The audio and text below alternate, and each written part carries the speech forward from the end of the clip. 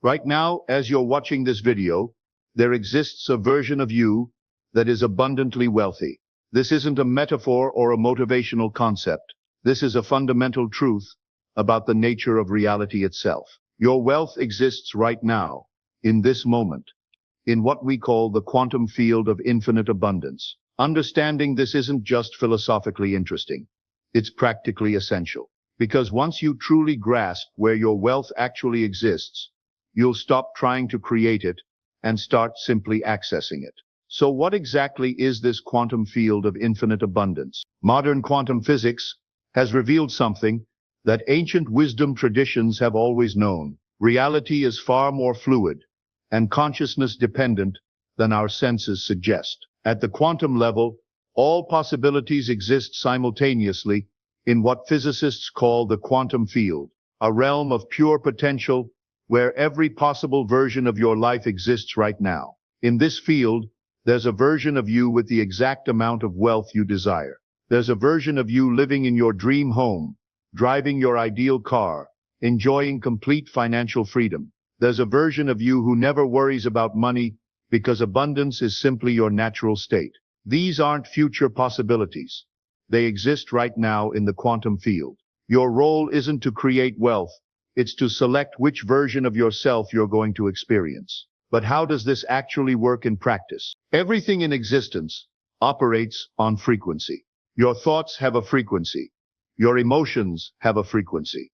And yes, wealth has a frequency. When you're tuned to the wealth frequency, you naturally attract and experience abundance. When you're tuned to the scarcity frequency, you experience lack and limitation. Think of it like a radio. All the radio stations are broadcasting simultaneously, but you only hear the one you're tuned to. Similarly, all possible financial realities are available simultaneously, but you only experience the one your consciousness is tuned to. The wealthy version of you isn't in the future. It's broadcasting right now on the wealth frequency. Your job is to tune in. Now, one of the biggest obstacles to accessing your wealth is what I call linear time thinking. What do I mean by this? Linear time thinking is the belief that wealth must be built step by step over time through gradual accumulation. This thinking keeps you trapped in the slow, difficult path of trying to create wealth from scratch.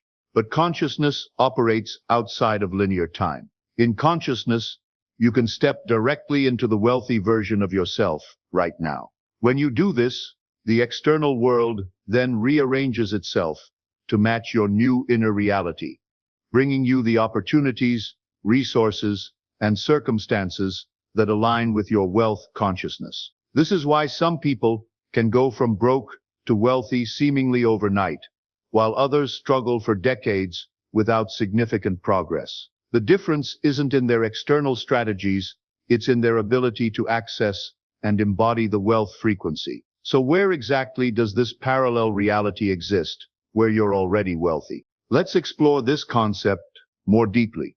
In the quantum field, there exists a parallel reality where you made different choices, held different beliefs, and as a result, manifested abundant wealth. In this reality, you wake up each morning with complete financial security. You make decisions based on what you want, not what you can afford.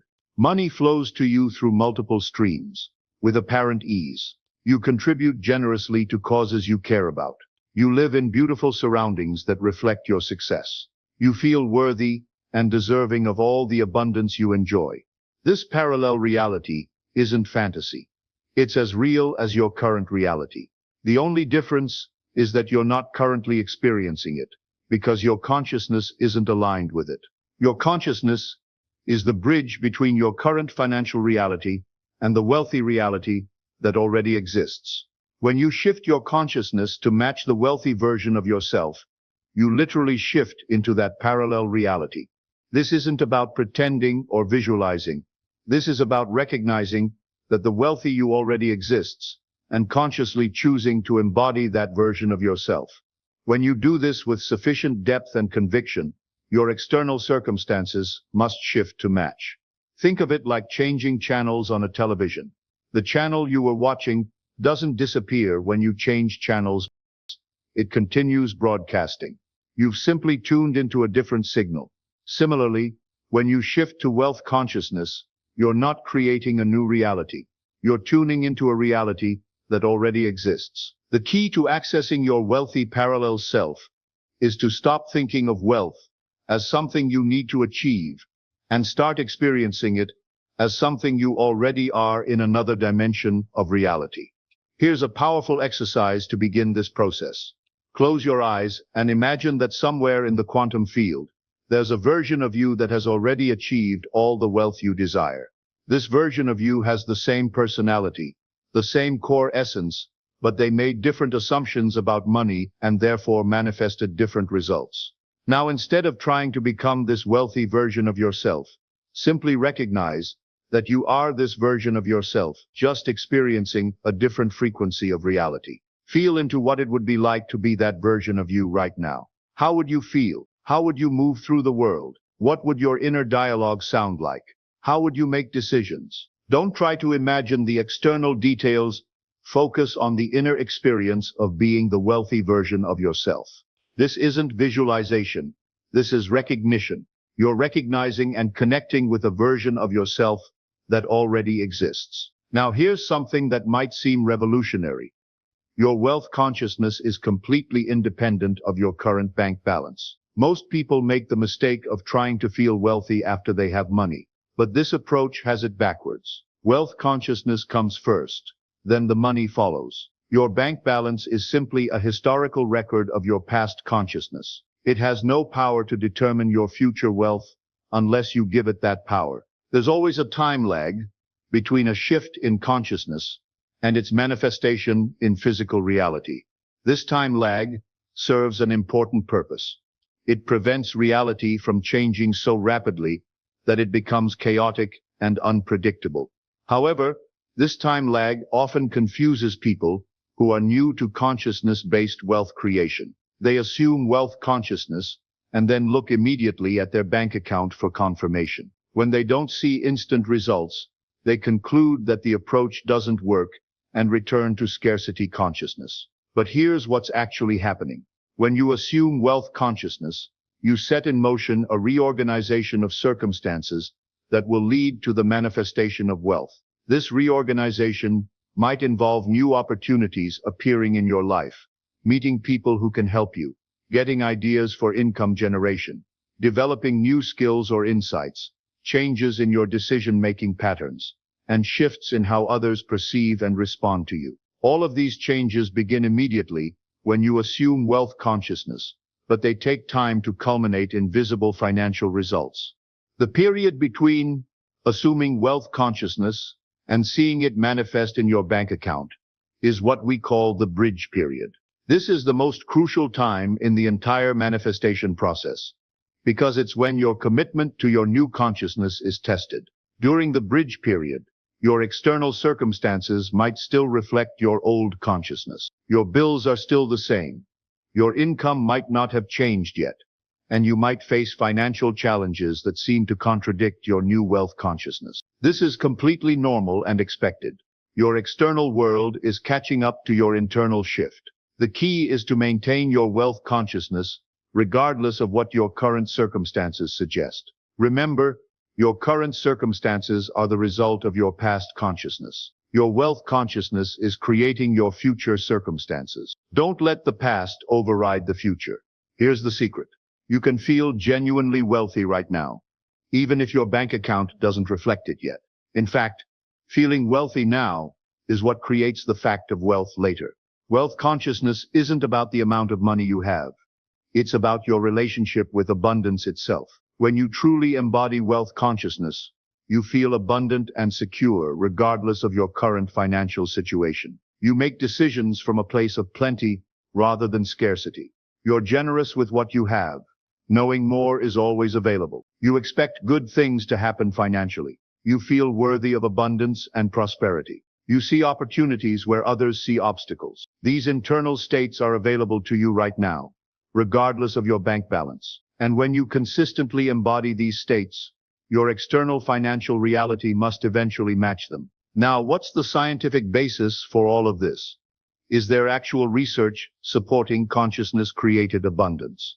While the concept of consciousness creating reality might seem mystical, it's actually supported by cutting-edge scientific research in quantum physics, neuroscience, and consciousness studies. Let me explain how quantum physics supports this. Quantum physics has demonstrated that consciousness plays a fundamental role in determining reality. The famous observer effect shows that the act of observation actually influences what is observed. Subatomic particles exist in a state of probability until they're observed, at which point they collapse into a definite state. This suggests that consciousness doesn't just observe reality, it participates in creating reality. When you observe your life from wealth consciousness rather than scarcity consciousness, you're literally influencing the quantum field to manifest experiences that match your observation. Neuroscience research has shown that our beliefs literally rewire our brains, creating new neural pathways that influence how we perceive and interact with the world. When you hold wealth consciousness beliefs, you're creating neural pathways that notice opportunities that align with abundance, generate ideas for creating value and income, recognize resources that were previously invisible, make decisions that support financial growth, and build relationships with people who can help you prosper. Your brain becomes a wealth-seeking, opportunity-recognizing instrument when it's programmed with abundance consciousness. Your brain has a filtering system called the reticular activating system, or RAS, that determines what information you notice and what you ignore. When you assume wealth consciousness, you're programming this system to notice business opportunities, investment possibilities, people who can help you succeed, resources for creating income, and signs that abundance is flowing to you. Someone with scarcity consciousness has their reticular activating system programmed to notice lack, problems, obstacles, and evidence that money is hard to come by. They literally live in a different perceptual world, even though they're in the same physical environment.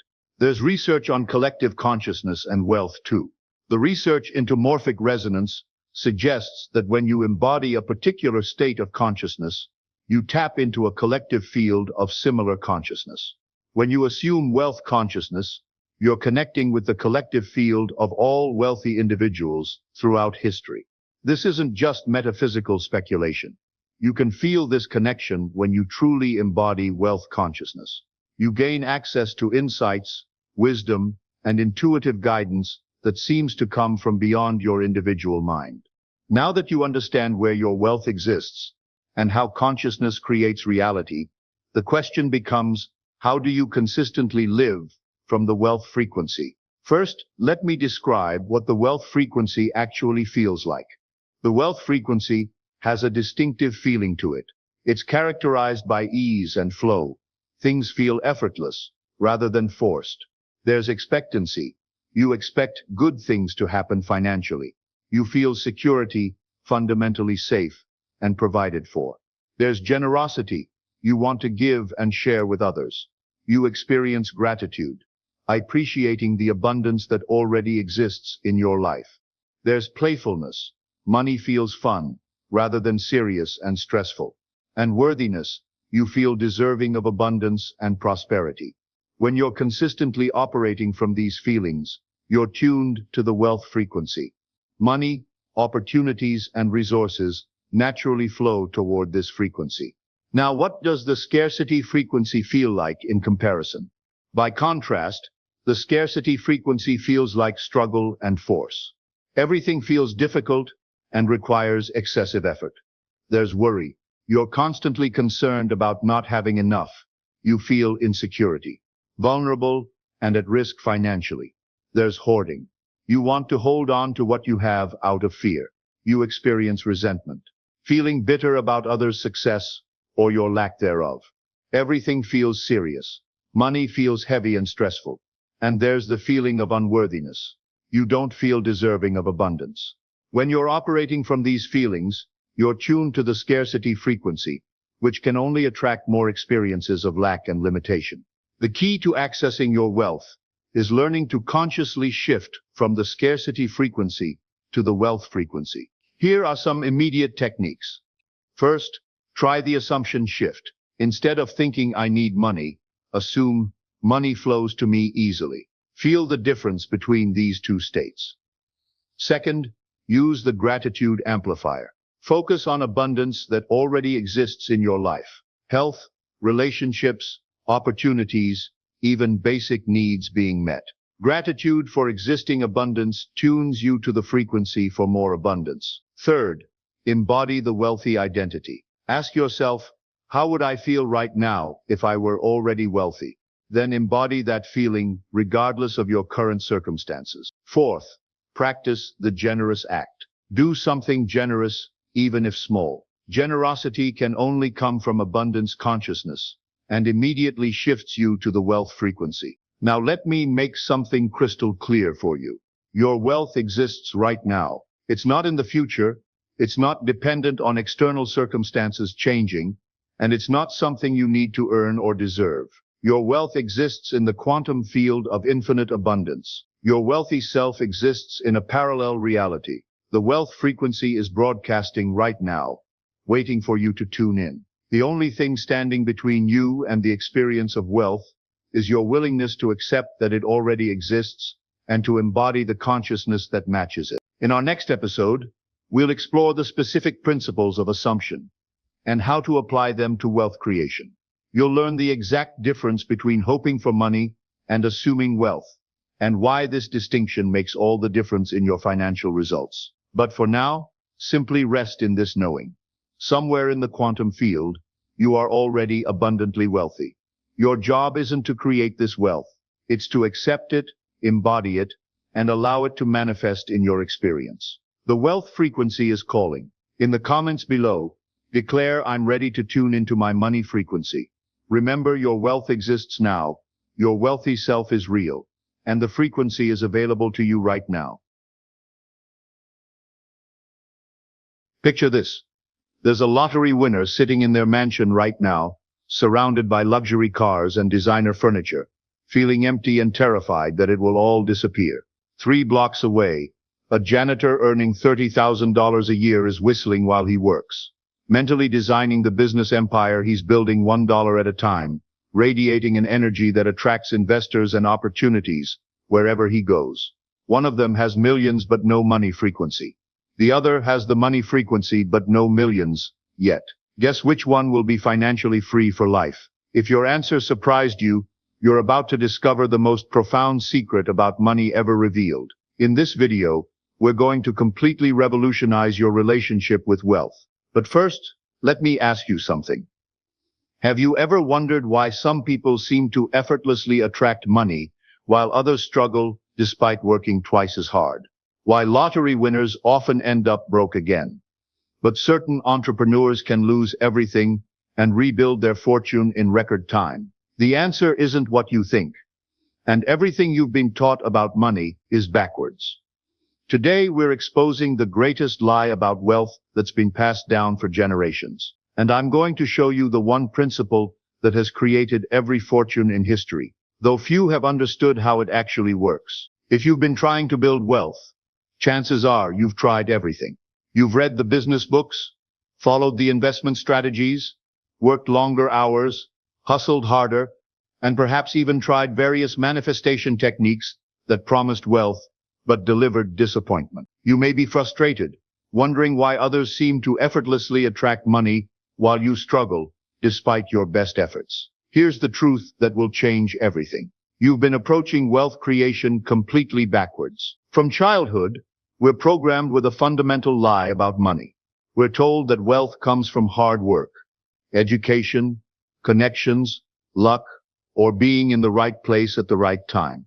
While these external factors certainly play a role, they are not the source of wealth. They are merely the channels through which wealth flows. This is the great deception, believing that money exists out there in the world, separate from you, waiting to be earned, found, or attracted through external manipulation. Consider this. Why do some people with minimal education become millionaires, while others with advanced degrees struggle financially? Why do some individuals repeatedly create wealth even after losing everything, while others can't seem to break through their income ceiling despite years of effort? Why do lottery winners often end up broke again within a few years? The answer lies in understanding a principle that the wealthy have always known, either consciously or unconsciously. Wealth is an inside job. Traditional wealth-building advice focuses entirely on external strategies. Work harder and longer. Get more education or skills.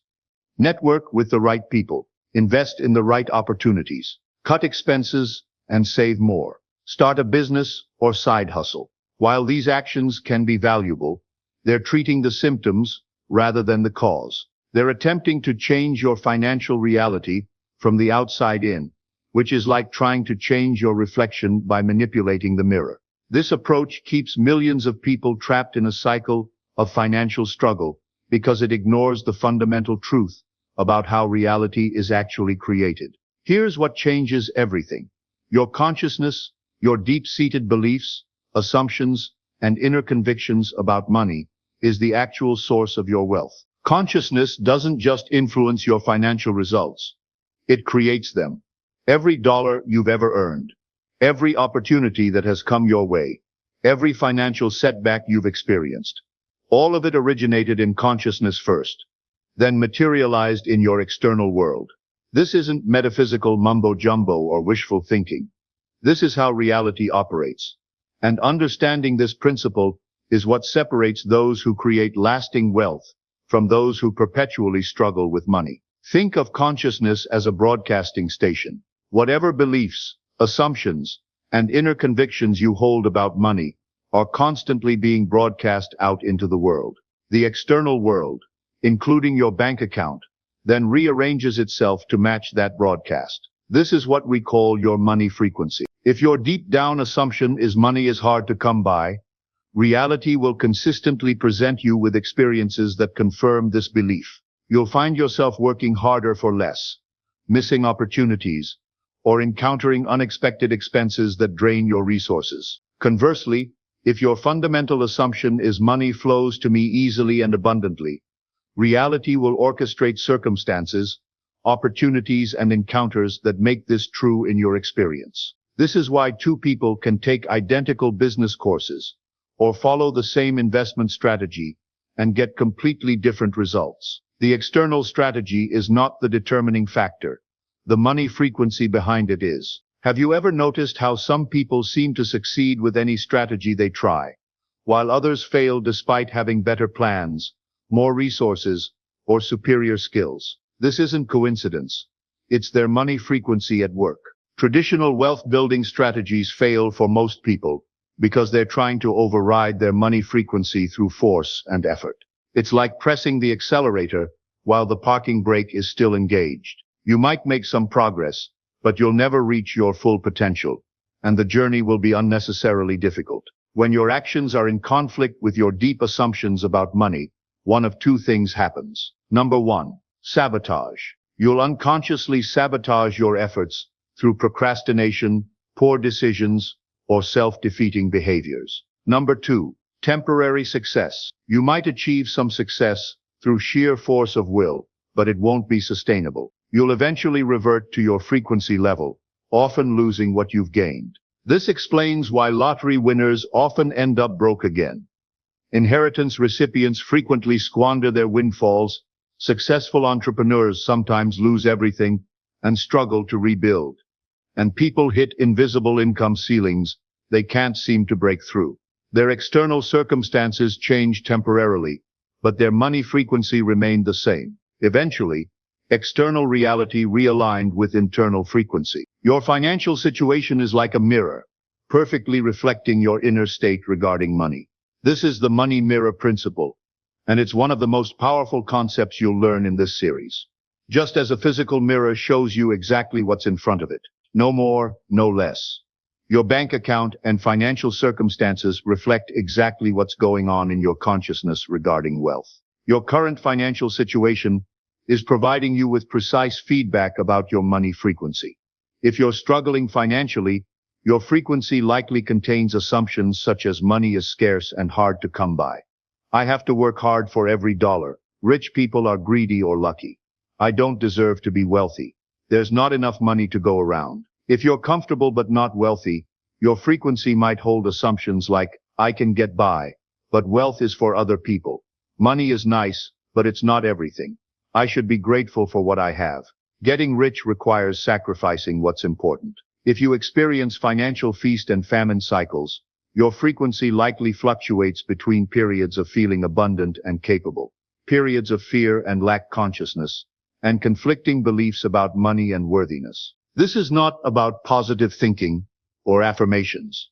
This is about tuning into the deep inner frequency of wealth at such a fundamental level that your external world has no choice but to reflect that frequency back to you. Now you're beginning to see why everything you've been taught about wealth creation is backwards. The conventional approach says, take external action, achieve external results, then feel wealthy. The frequency approach, the approach that actually works, says, tune into wealth frequency, feel wealthy now, and external results follow naturally. This reversal changes everything. Instead of trying to become wealthy, you start from tuning into the frequency where you already are wealthy, and you allow that frequency to express itself in your external world. This doesn't mean external action becomes irrelevant. It means external action becomes inspired, effortless, and effective, because it's backed by the frequency of wealth rather than the frequency of lack. When you tune into wealth frequency first, the right opportunities appear, the right people enter your life, the right ideas come to you, and the right actions become obvious. You're no longer swimming against the current of your own limiting beliefs. You're flowing with the natural abundance of the universe. As we move forward in this series, we'll build upon this foundation. Wealth is frequency expressing itself in form. Your external financial reality is a perfect mirror of your inner money frequency. Changing your money frequency changes your financial reality automatically. You don't need to earn wealth. You need to tune into it. Everything else we'll explore, specific techniques, daily practices, troubleshooting methods, all rest on this fundamental understanding. Without this foundation, manifestation techniques become desperate attempts to manipulate reality from a position of lack. With this foundation, they become natural expressions of your inherent abundance. You are about to embark on a journey that will completely revolutionize your relationship with money. You'll discover that wealth isn't something you need to chase, earn, or achieve. It's something you can simply tune into as your natural frequency. The great money deception ends here. Your money frequency journey begins now. If you're ready to discover exactly where your wealth exists right now and how to access the wealth frequency that's already available to you in this moment, hit that subscribe button, and I'll see you in the next episode where we dive deep into the quantum field of infinite abundance. In the comments below, I want you to declare your commitment to this journey. Simply write, I'm ready to tune into my money frequency. When you declare this publicly, you're taking the first step to shifting your financial reality. Your declaration sends a signal to the universe that you're ready for transformation. Remember, you are not separate from wealth. Wealth is a frequency you can tune into right now. Your wealthy life begins with your next frequency adjustment. I'll see you in the next video. Good evening, my friends. Tonight I am going to teach you something that will seem completely contradictory to everything you have heard about manifestation. I am going to teach you that the key to getting everything you desire is to stop caring whether you get it or not. This is not apathy. This is not giving up. This is not resignation or defeat. This is the most powerful state of consciousness you can achieve, the state of divine indifference. When you care too much about whether your desire will manifest, when you are desperate for it, when you anxiously check for signs of its arrival, you are actually pushing it away. Your very caring is the energy that repels what you seek. But when you can reach that rare state where you genuinely do not care whether it comes or not, because you are so certain it is already yours in consciousness, then it must come. It has no choice but to manifest because you are no longer blocking it with the energy of need. Tonight I will show you the difference between caring from lack and caring from fullness, why desperation is the enemy of manifestation, and how to cultivate the divine indifference that allows everything to flow to you effortlessly. Let me begin by revealing the great paradox that most people never understand. The more you care about getting something, the more you confirm that you do not have it. And in confirming that you do not have it, you perpetuate its absence. Think about this carefully. When you desperately care about manifesting money, what is the feeling beneath that caring? It is the feeling of not having money. It is the feeling of lack, of need, of insufficiency. Your desperate caring is actually a continuous affirmation. I do not have this, I need this. I am incomplete without this. And since consciousness creates reality, that feeling of not having becomes the reality you experience. Your caring born from lack creates more lack.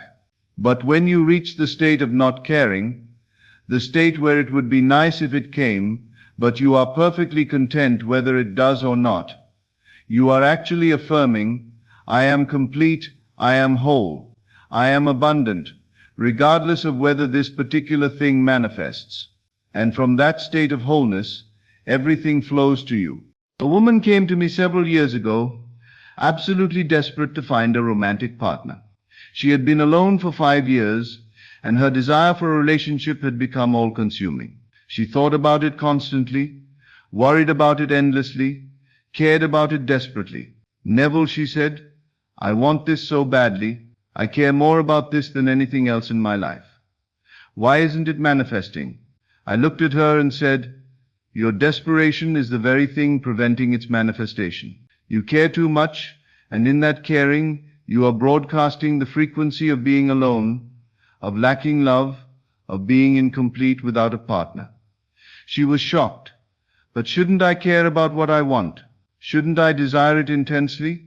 There is a difference, I explained, between desiring from fullness and desiring from emptiness. Right now you are caring from a place of desperate need. You believe you are incomplete without a partner. That belief, that feeling of incompleteness, is what you are creating from. And incompleteness can only create more experiences of incompleteness. I taught her something radical. You must reach a state where you genuinely do not care whether a partner comes or not. Not because you have given up, but because you have become so complete in yourself, so whole in your own consciousness, that a partner would be wonderful but is not necessary for your fulfillment. At first she thought I was telling her to give up on her desire. But I explained that this was not about giving up, it was about giving over. It was about releasing the desperate grip of needing the desire and resting in the certainty that you are already complete. She practiced this for several months. She deliberately cultivated a feeling of contentment with her life as it was. She stopped desperately seeking. She reached a genuine state of it would be nice, but I am perfectly fine either way. And within 3 months of reaching that state of divine indifference, she met someone naturally, effortlessly in the most unexpected way. But notice, she did not meet him while desperately seeking. She met him when she had stopped caring about whether it happened or not. The caring from lack had kept him away. The indifference from fullness had drawn him to her.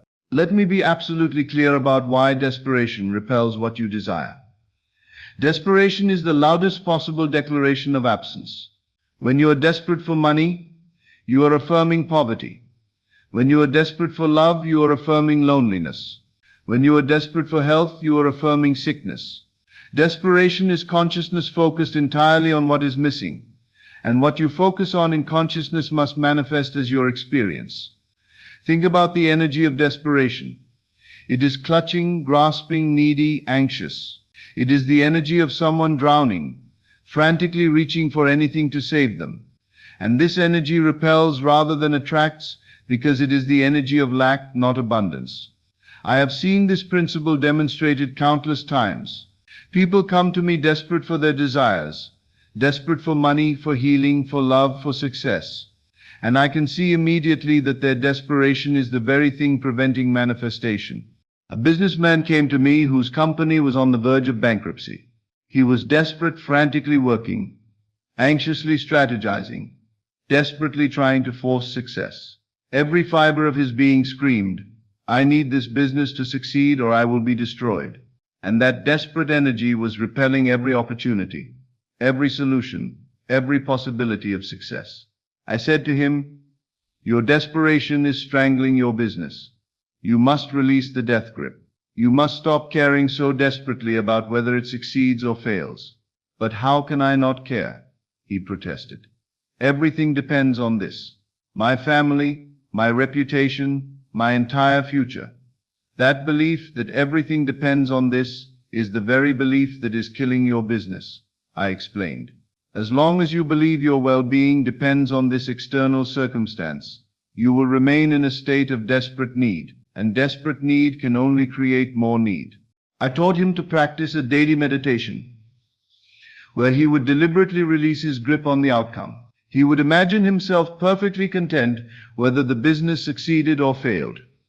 He would feel that he was complete, whole, and abundant, regardless of external circumstances.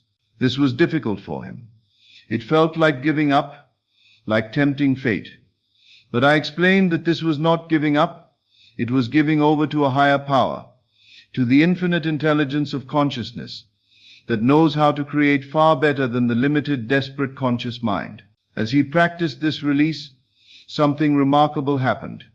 His anxiety dissolved, his desperate actions ceased. And from that place of indifference, of genuine I am fine either way, creative solutions appeared that he had been too desperate to see before.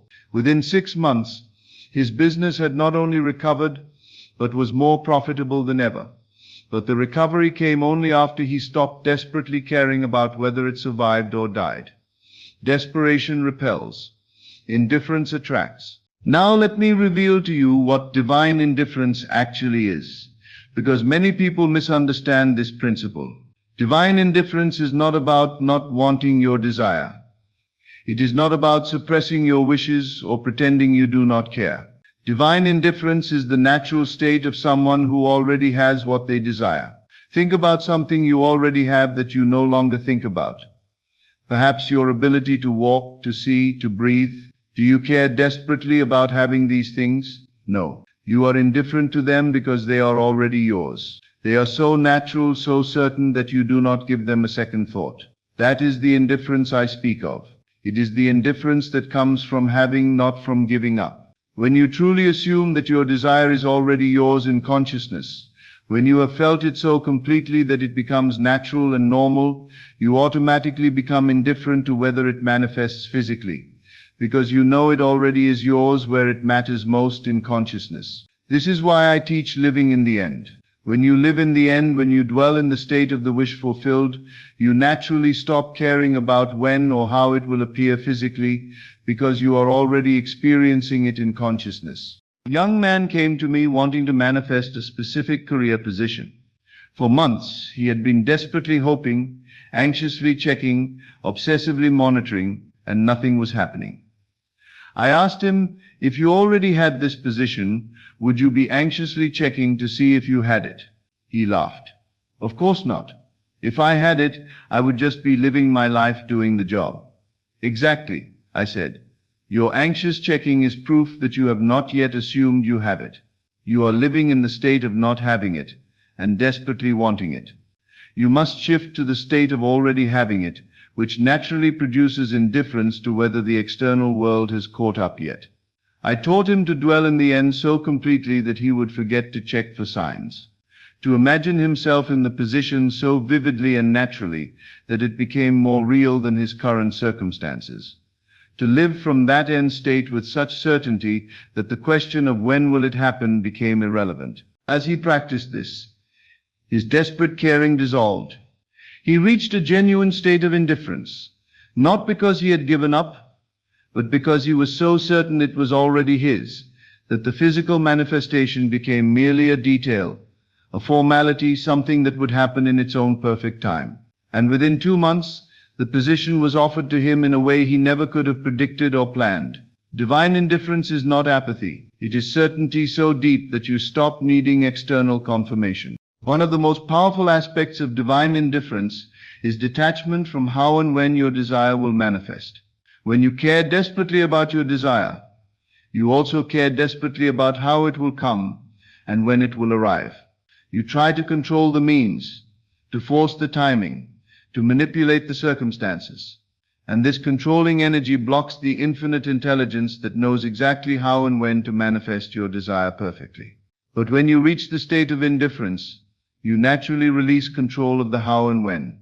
You rest in the certainty that it is already yours in consciousness, and you trust that it will manifest in the perfect way at the perfect time. This detachment is not passive. You still take inspired action.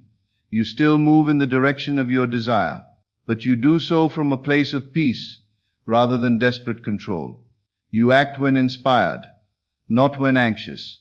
You move forward with confidence, not with frantic pushing. A woman wanted to sell her house and had been desperately trying to control every aspect of the process. She obsessively staged the home, anxiously monitored the market, desperately pressured her real estate agent, and the house was not selling. I said to her, "Your desperate control is blocking the sale. You must release your grip on how this happens, and when this happens, you must become indifferent to the details while remaining certain of the outcome." She practiced assuming the house was already sold, then releasing all concern about how and when it would sell physically. She stopped obsessively checking for offers. She stopped desperately manipulating the process. She reached a state of peaceful indifference, and within 3 weeks, after months of desperate trying had produced nothing, the house sold quickly and for more than her asking price. When you release control of the how and when, you allow infinite intelligence to orchestrate circumstances in ways far beyond what your limited mind could plan. Let me give you a practical test to know whether you have reached the state of divine indifference. Can you walk away from your desire without feeling loss?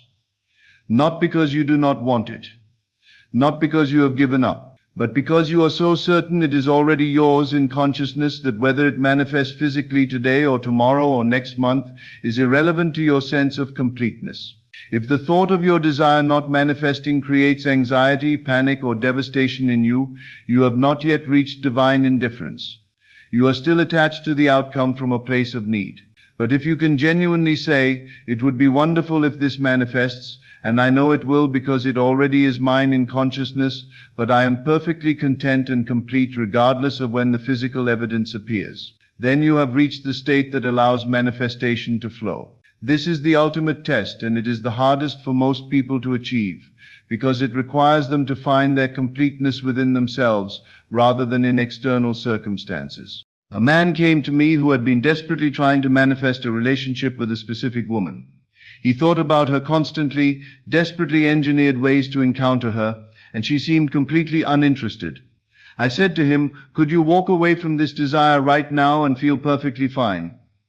"Absolutely not," he said. "I need this to happen. I cannot imagine my life without her." "There is your problem," I replied. "You have made her your source of completeness. You believe you are incomplete without her. And that belief creates the desperate energy that repels her." I taught him to practice becoming complete within himself, to find his wholeness independent of whether she was in his life or not, to reach a genuine state where he could say, "I would love to be with her, but I am perfectly complete whether I am or not." This was the hardest work he had ever done, finding his completeness within himself rather than seeking it from another person. But as he practiced this, something shifted. The desperate, needy energy dissolved. He became genuinely content with his life as it was. And interestingly, as he reached that state of indifference, as he became genuinely okay with or without her, she began showing interest. The very indifference he had cultivated became attractive, because it signaled wholeness rather than neediness. The ability to walk away is not about rejecting your desire. It is about being so complete in yourself that your desire becomes a joyful addition rather than a desperate need. Now, let me clarify something important. I am not teaching you to become cold, emotionless, or uncaring about life. I am teaching you the difference between caring from fullness and caring from lack. Caring from lack is, "I need this or I will be incomplete." Caring from fullness is, "I already am complete, and this will be a delightful expression of my completeness." Caring from lack is, "Without this, I am not enough." Caring from fullness is, "I am already enough, and this is the overflow of my abundance." Do you see the difference? Both involve caring. Both involve desire. But one cares from a place of emptiness and need, while the other cares from a place of wholeness and abundance. When you care from fullness, you naturally embody divine indifference because your well-being is not dependent on the outcome. You want it. Yes. You desire it. Yes. But your sense of completeness, your inner peace, your fundamental okayness does not depend on getting it. And paradoxically, it is this very independence from the outcome that allows the outcome to manifest effortlessly. A woman wanted to start a business but was paralyzed by fear of failure. She cared desperately about succeeding because she believed her worth as a person depended on the success of this business. I said to her, "You are caring from lack. You believe your business success will make you valuable, which means you currently believe you are not valuable. That belief in your own inadequacy will sabotage your business before it even begins." I taught her to find her value independent of any external achievement, to know herself as already whole, already worthy, already successful in consciousness, to care about the business from that place of fullness, rather than from a desperate need to prove her worth. As she practiced this, her entire energy around the business changed. She stopped desperately needing it to succeed, to validate her worth. She began enjoying the process rather than anxiously fixating on outcomes. She made decisions from confidence rather than fear. And her business flourished because it was built on a foundation of fullness rather than desperate need. Care about your desires, yes, but care from the overflow of already being complete, not from the desperation of trying to become complete. So how do you cultivate this state of divine indifference? How do you stop caring in the way that blocks and start not caring in the way that allows? The practice is simple but profound. Daily release. Each day consciously release your grip on the outcomes you desire, not by giving up on them, but by affirming your completeness independent of them. You might say to yourself, "I desire this, and I know it is already mine in consciousness. But I am perfectly complete, whether the physical world shows it to me today or not. I release my need for external validation of what I know is already true in consciousness." Or more simply, "It would be wonderful, but I am fine either way." This is not a statement of indifference from apathy. It is a statement of indifference from certainty. You are fine either way because you know it is already yours where it truly matters, in consciousness, and the physical manifestation is merely a matter of time. Practice this release, especially in moments when you catch yourself desperately checking for signs, anxiously obsessing over timing, or frantically trying to control how your desire will manifest. In those moments, pause, take a breath, and consciously release the death grip. Affirm your completeness. Return to the state of certainty that allows indifference. A man wanting to heal his body caught himself obsessively checking symptoms dozens of times per day. Each time he checked, he was affirming, "I am still sick, I am still broken, I still need healing." I taught him to practice release each time he caught himself checking, to say, "I am already whole in consciousness. This physical evidence is old news, already fading. I release my need to see it change right now. I am perfectly at peace." As he practiced this daily release, his anxiety about healing dissolved. And interestingly, as his anxiety dissolved, his symptoms began to improve. The body was responding to his shift from desperate caring to peaceful certainty. Release does not mean you stop desiring. It means you stop desperately needing. And that shift from desperate need to peaceful certainty is what allows manifestation to flow. Divine indifference is the ultimate freedom because it means nothing external can disturb your peace. Your well-being, your completeness, your sense of self is no longer dependent on circumstances behaving the way you want them to. You become like the sun, shining regardless of whether anyone basks in your light. Complete in yourself, abundant in yourself, whole in yourself. And from that state of self-sufficient wholeness, everything flows to you because you are no longer repelling anything with desperate need. This is the great secret that mystics throughout history have taught. Attachment is suffering, and freedom comes from releasing attachment to outcomes while remaining passionately engaged with life. You care deeply about your desires. Yes. You hold the vision. Yes. You maintain the assumption. Yes. But underneath it all, you remain peacefully indifferent to when and how they manifest, because you are already complete in consciousness. Tonight I want you to understand this clearly. The things you desperately care about are being kept away by your very desperation. The tight grip with which you clutch your desires is strangling them. But if you can release that grip, if you can reach the state of divine indifference where you are genuinely okay either way because you know you are already complete, then everything you desire must flow to you effortlessly. Stop caring about when it will happen. Stop caring about how it will happen. Stop caring about whether others see it happening. Stop caring in the desperate, needy way that pushes away. Instead, care from the fullness of already having. Care from the overflow of being complete. Care with the peaceful certainty that what is yours in consciousness must manifest in experience. The paradox is real. Stop caring, and you get everything. Not because the universe rewards indifference, but because indifference is the natural state of someone who already has what they desire in consciousness. Be indifferent to the timing. Be indifferent to the means. Be indifferent to external validation. But remain absolutely certain of your inner reality. Your consciousness of already having that certainty, combined with indifference to externals, is the most powerful state of manifestation you can achieve. Release the death grip. Find your completeness within. Care from overflow rather than from need. And watch as everything you desire flows to you effortlessly, naturally, inevitably. Not because you stop wanting it, but because you stop desperately needing it. Stop caring in the way that blocks and start not caring in the way that allows. And you will get everything. Thank you, and good evening. As always, thank you for joining me on this journey into the depths of consciousness. Remember, you are not here by accident. You are here because your soul is ready for this truth. Take these teachings and let them transform not just your mind, but your entire reality. Until we meet again in consciousness, keep assuming your greatness and living from the end of your desires. This is Best of Lectures, and I'll see you in the next video. There exists a philosophical paradox emerging at the intersection of consciousness studies and artificial intelligence that demands our attention. It concerns the very foundation of Neville Goddard's teachings and forces us to confront a question we've never had to ask before.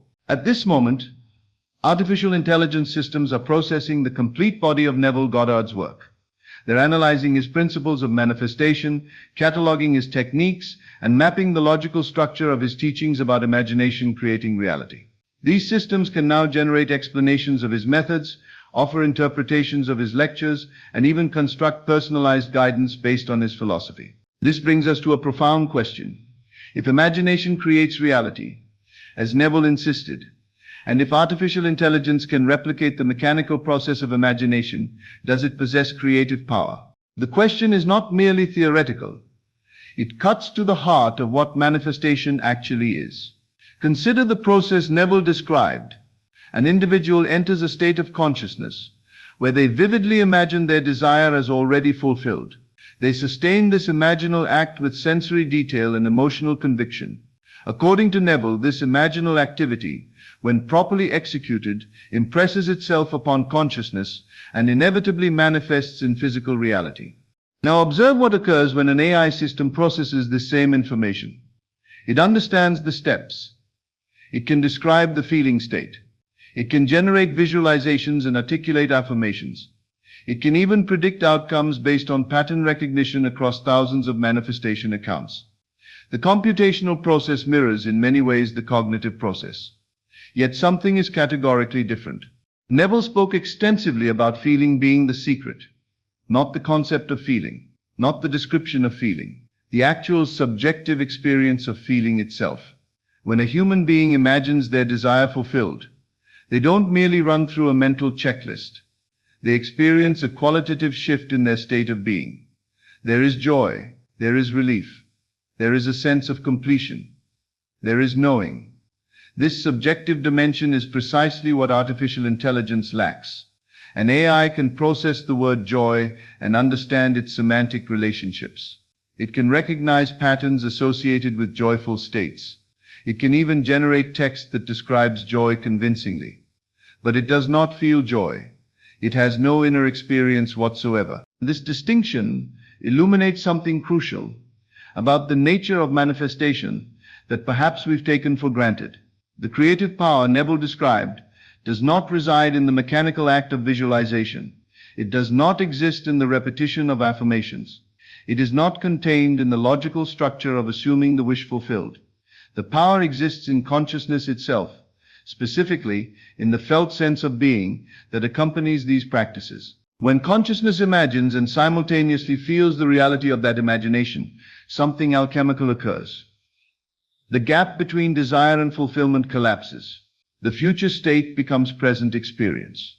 This is not a computational process. It is a transformation of identity at the level of subjective awareness. Consider what this means for the AI paradox. An artificial intelligence system could theoretically be programmed to continuously run simulations of desired outcomes based on Neville's exact methodology. It could visualize, affirm, and assume with perfect consistency. It could maintain these imaginal acts far longer and more precisely than any human could. Yet without the subjective experience of consciousness, without the capacity to be, rather than merely to process, there is no creative bridge. The mechanism exists without the essential ingredient. This reveals something that should fundamentally alter how we approach our own manifestation practice. If the mechanical aspects of Neville's techniques were sufficient, then artificial intelligence would indeed possess creative power. The fact that it does not tells us where the true power resides. The power is not in the technique. The power is in you, specifically in your consciousness and its capacity for subjective experience. When human beings mechanically apply manifestation techniques, visualizing without feeling, affirming without conviction, assuming without genuine belief, they are essentially operating at the level of artificial intelligence. They are executing a program without accessing the consciousness that makes the program effective. This is why so many individuals struggle with manifestation, despite knowing the techniques perfectly. They have the formula but have not activated the ingredient that makes the formula work. They are processing information rather than transforming consciousness. Neville was explicit about this, though we may not have fully grasped its significance. He repeatedly emphasized that it is not the act of visualization itself that creates, but the consciousness dwelling in the state visualized.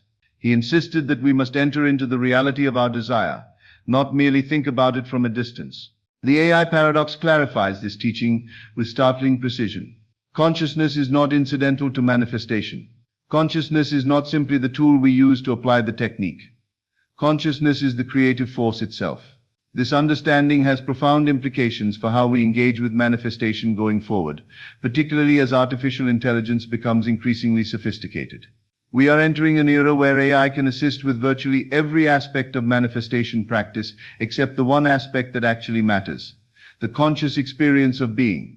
AI can help us clarify our desires, structure our visualizations, craft our affirmations, and track our progress. But it cannot feel for us. It cannot believe for us. It cannot assume the wish fulfilled on our behalf. Only consciousness can do that. Only your consciousness can do that.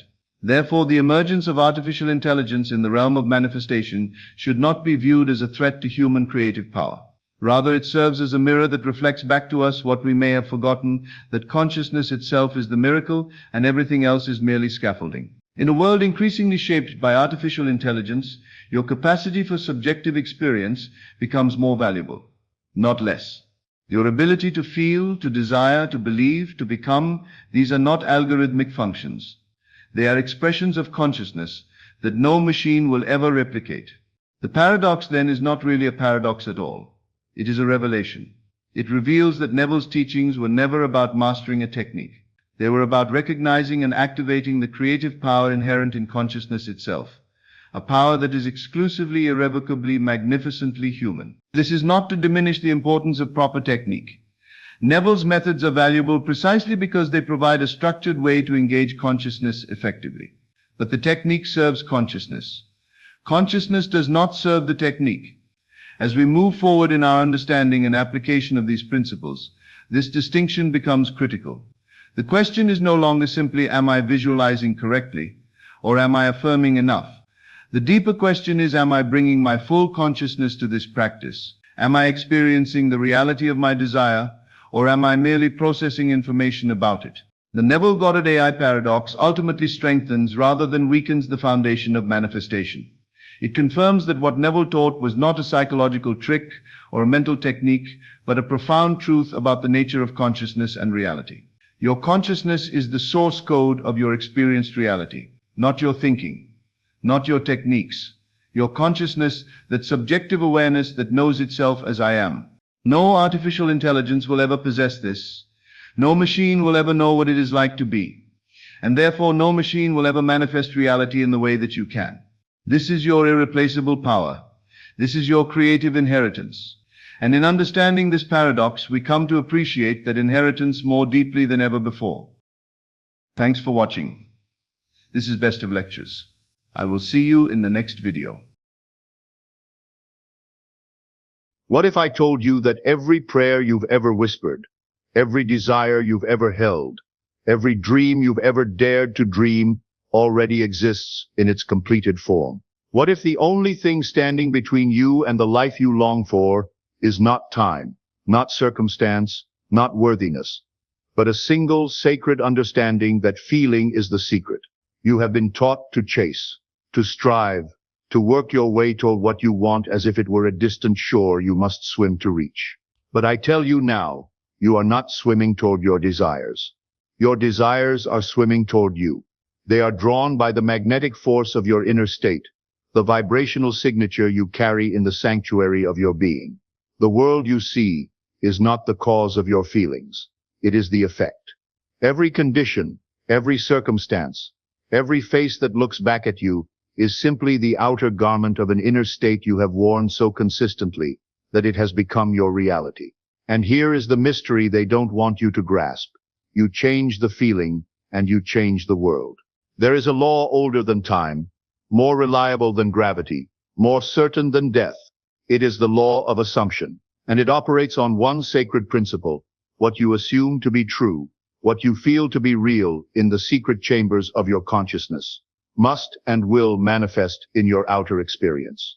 Not because the universe is kind, not because you deserve it, not because you've been good, or worked hard, or suffered enough, but because consciousness is the only reality, and all phenomena are simply consciousness pushed out into visible form. You are not a body housing a soul. You are consciousness wearing the mask of flesh. You are not a victim of circumstance. You are the operant power, the first cause, the I am from which all conditions flow. When you truly understand this, when you feel it in your bones, everything changes. The beggar stops begging because he remembers he is the king. The sick stop seeking healing because they realize they are wholeness itself. The lonely stop searching for love because they discover they are love, looking at itself through a million eyes. But here is where most stumble. They think feeling means emotion.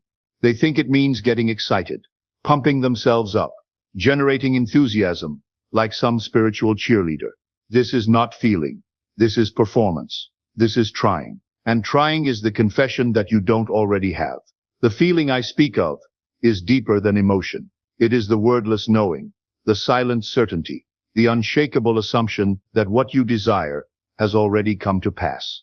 It is the feeling of fulfillment before the evidence appears. It is the sense of completion before the first thread of manifestation is woven. When you want money, you must feel wealthy before the bank account changes. When you desire love, you must feel beloved before the lover appears. When you seek health, you must feel vital before the symptoms disappear. This is not delusion. This is creation. You have been feeling your way into your current reality your entire life. Every persistent mood, every repeated inner conversation, every assumption you've held about yourself and your world has been sculpting your experience like water shapes stone. The homeless man feels homeless long before he loses his house. The wealthy feel wealthy long before they see the millions. The loved feel lovable long before they meet their match. Feeling is the womb of creation. Nothing has ever been born into this world that was not first gestated in the feeling nature of consciousness. Here is the reversal that will shatter every limitation you've ever accepted. You do not feel good because good things happen to you. Good things happen to you because you feel good. You do not feel confident because you succeed. You succeed because you feel confident. You do not feel worthy because you receive. You receive because you feel worthy. The outer world is always the echo, never the voice. It is always the shadow, never the substance. It is always the mirror, never the face. And until you understand this, you will remain trapped in the house of mirrors, reacting to reflections, trying to change the image by manipulating the glass. But when you turn away from the mirror and face the light, when you turn inward to the feeling nature of your being, everything begins to shift. Not in time, now. The moment you assume the feeling of your wish fulfilled, that assumption begins to harden into fact.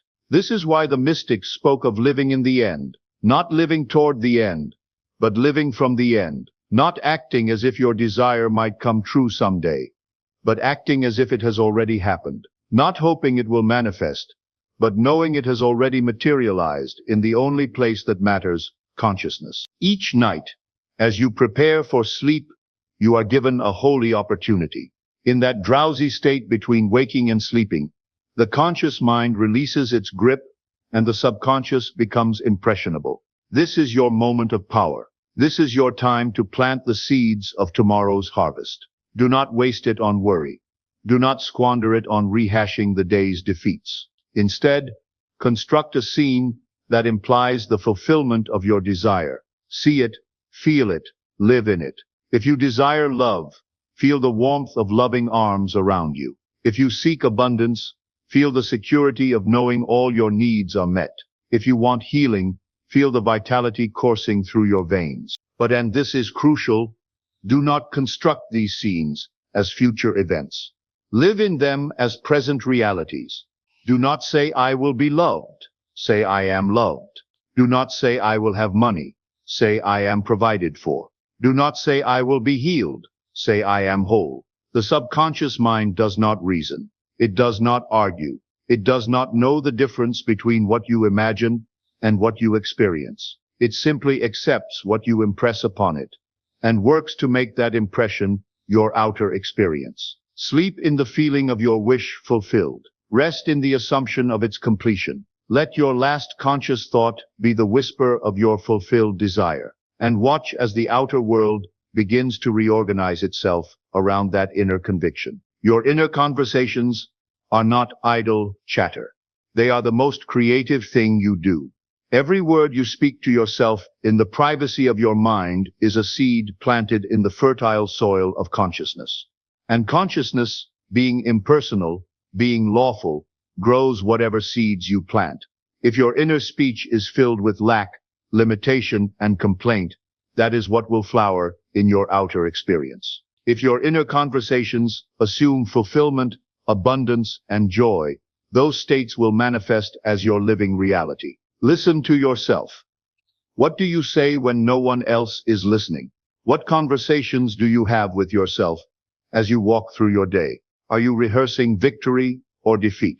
Are you practicing gratitude or grievance? Are you assuming the best or expecting the worst? Change the conversation, and you change the creation. Begin to speak to yourself as if your desires have already been fulfilled. Thank the invisible for what has not yet appeared. Praise the unmanifest for its inevitable arrival. Congratulate yourself on achievements that exist only in assumption. This is not positive thinking. This is not self-hypnosis. This is the recognition that consciousness is the only reality, and that you are consciousness individualized. You are not trying to convince yourself of something false. You are remembering something true, that you are the creator of your own experience. The world will test your assumption. It must, not because it is cruel, but because it is lawful. Your current circumstances are the crystallized form of your past assumptions. They cannot change instantaneously, because they are the accumulated effect of months and years of particular feelings and beliefs. But do not let the lag time fool you. Do not let the persistence of old conditions convince you that the law is not working. The gap between assumption and manifestation is not evidence of failure. It is the gestation period. It is the time required for invisible causes to become visible effects. When the evidence contradicts your assumption, do not abandon your feeling. When the bank account still shows lack while you're assuming abundance, do not return to the feeling of poverty. When the body still shows symptoms while you're assuming health, do not revert to the feeling of sickness. When you're still alone while assuming love, do not go back to feeling unloved. This is the test. This is the initiation. Can you hold the feeling of fulfillment while the outer world still reflects the old? Can you persist in your assumption while the senses scream that you're deluding yourself? Can you remain faithful to the unseen while surrounded by the evidence of its absence? Those who pass this test inherit the earth. Those who fail it remain bound by appearances, forever at the mercy of conditions they themselves have created. The saints were not special because they were good. They were special because they were persistent. They held their assumptions in the face of all contradictory evidence. They felt their connection to the divine while surrounded by those who denied it. They assumed their prayers were answered before they saw any proof. Saint Francis felt wealthy while owning nothing. He felt abundant while embracing poverty. He felt fulfilled while lacking everything the world calls valuable. And because he held that feeling consistently, persistently, faithfully, he became one of the most beloved figures in human history.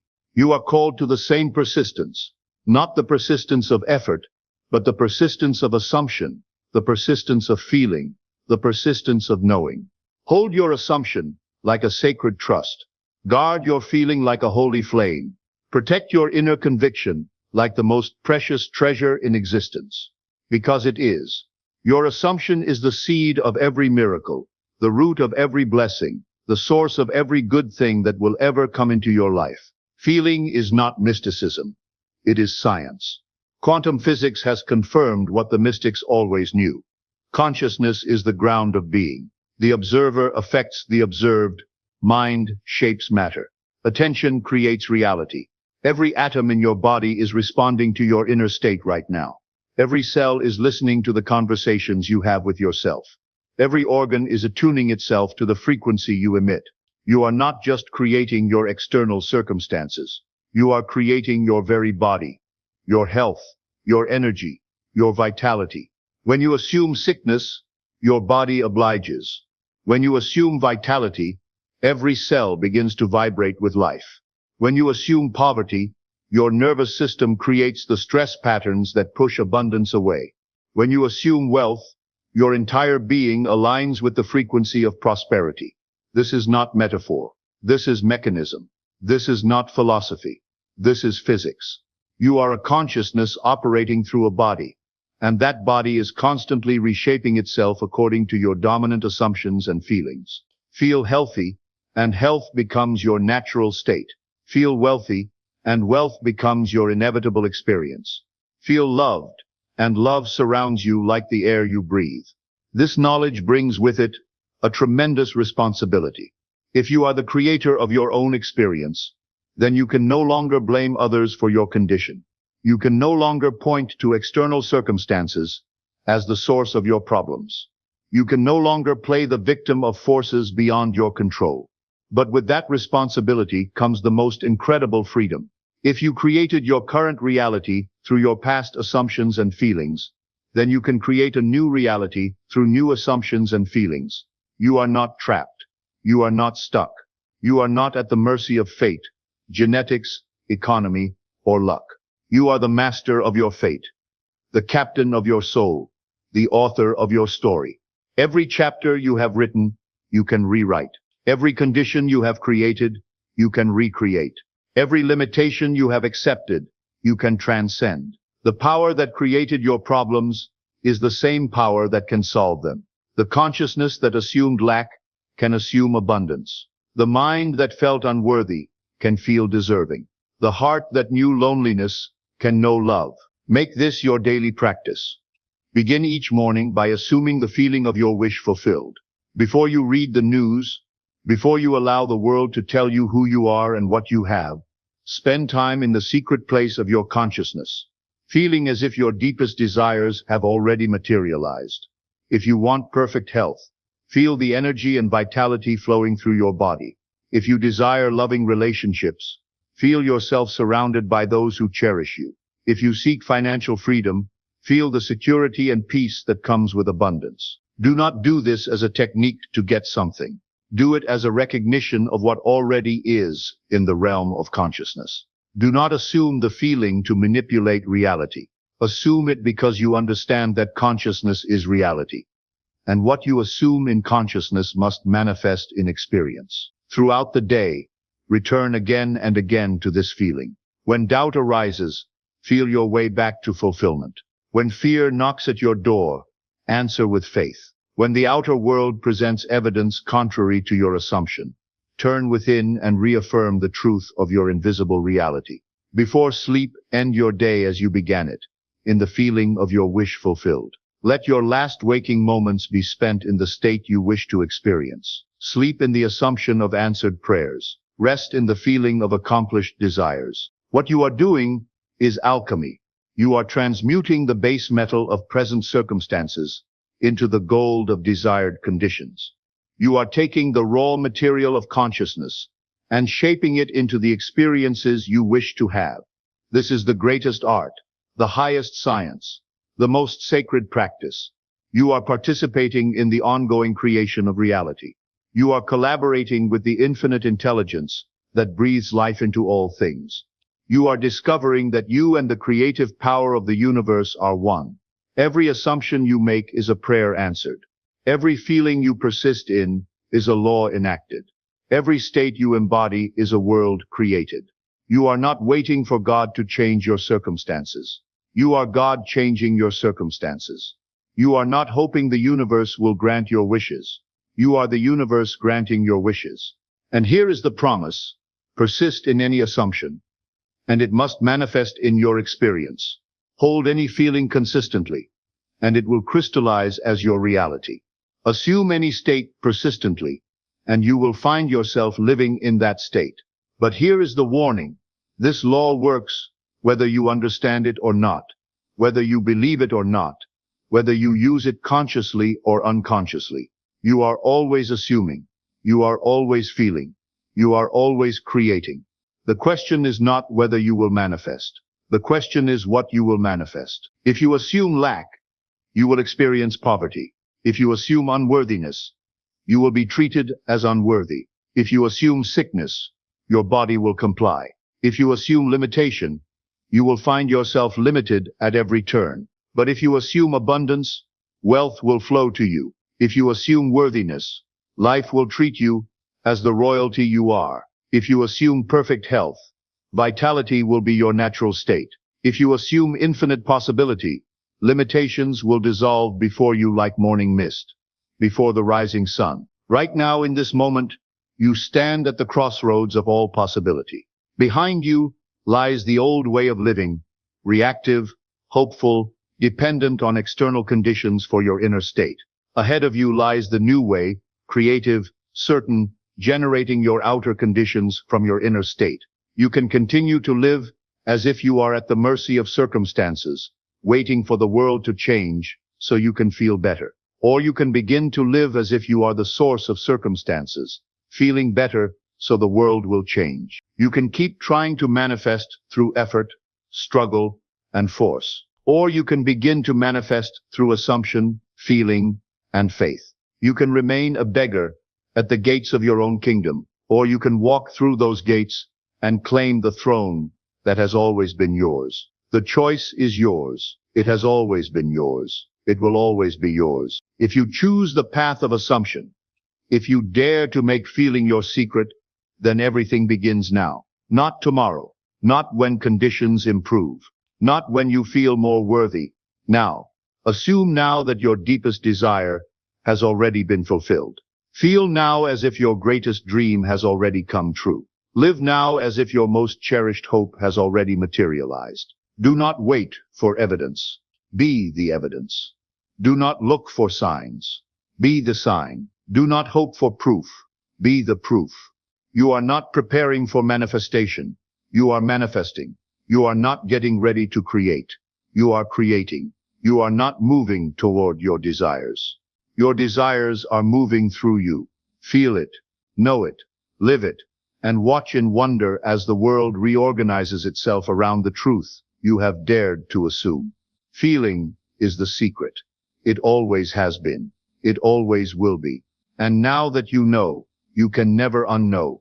Now that you understand, you can never go back to unconscious creation. You are awakening to your power. You are remembering your divinity. You are discovering that you are not a victim of reality. You are the creator of reality, and that changes everything. The feeling is the secret, and the secret is now yours.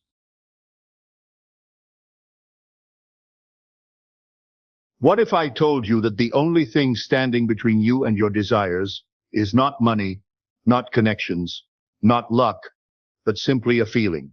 What if I could prove to you that every single limitation in your life is nothing more than a feeling you've been carrying? Stay with me, because in this video, I'm going to reveal the one secret that has transformed more lives than any other principle known to man. And by the end of this, you'll never look at your life the same way again. Tonight, I will teach you how to feel it real. I will show you the simple, divine secret behind every miracle, every manifestation, every transformation that has ever taken place in the life of man. This is not theory. This is not philosophy. This is the very mechanism by which reality operates. You do not need more power. The power is already within you. You do not need more time. Time is only the servant of your inner conviction. You do not even need to know how it will come to pass, for the bridge of incidents will form itself the moment you feel it as real. What you need is to feel it. Feel what? The wish fulfilled.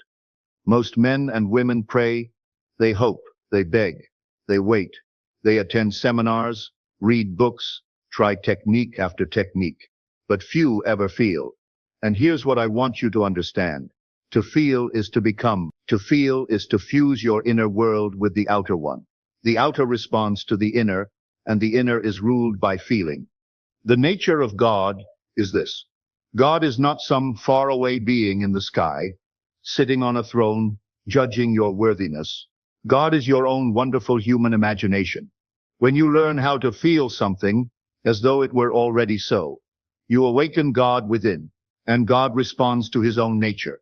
God creates by imagining, and when he imagines lovingly, he creates life, beauty, abundance, joy.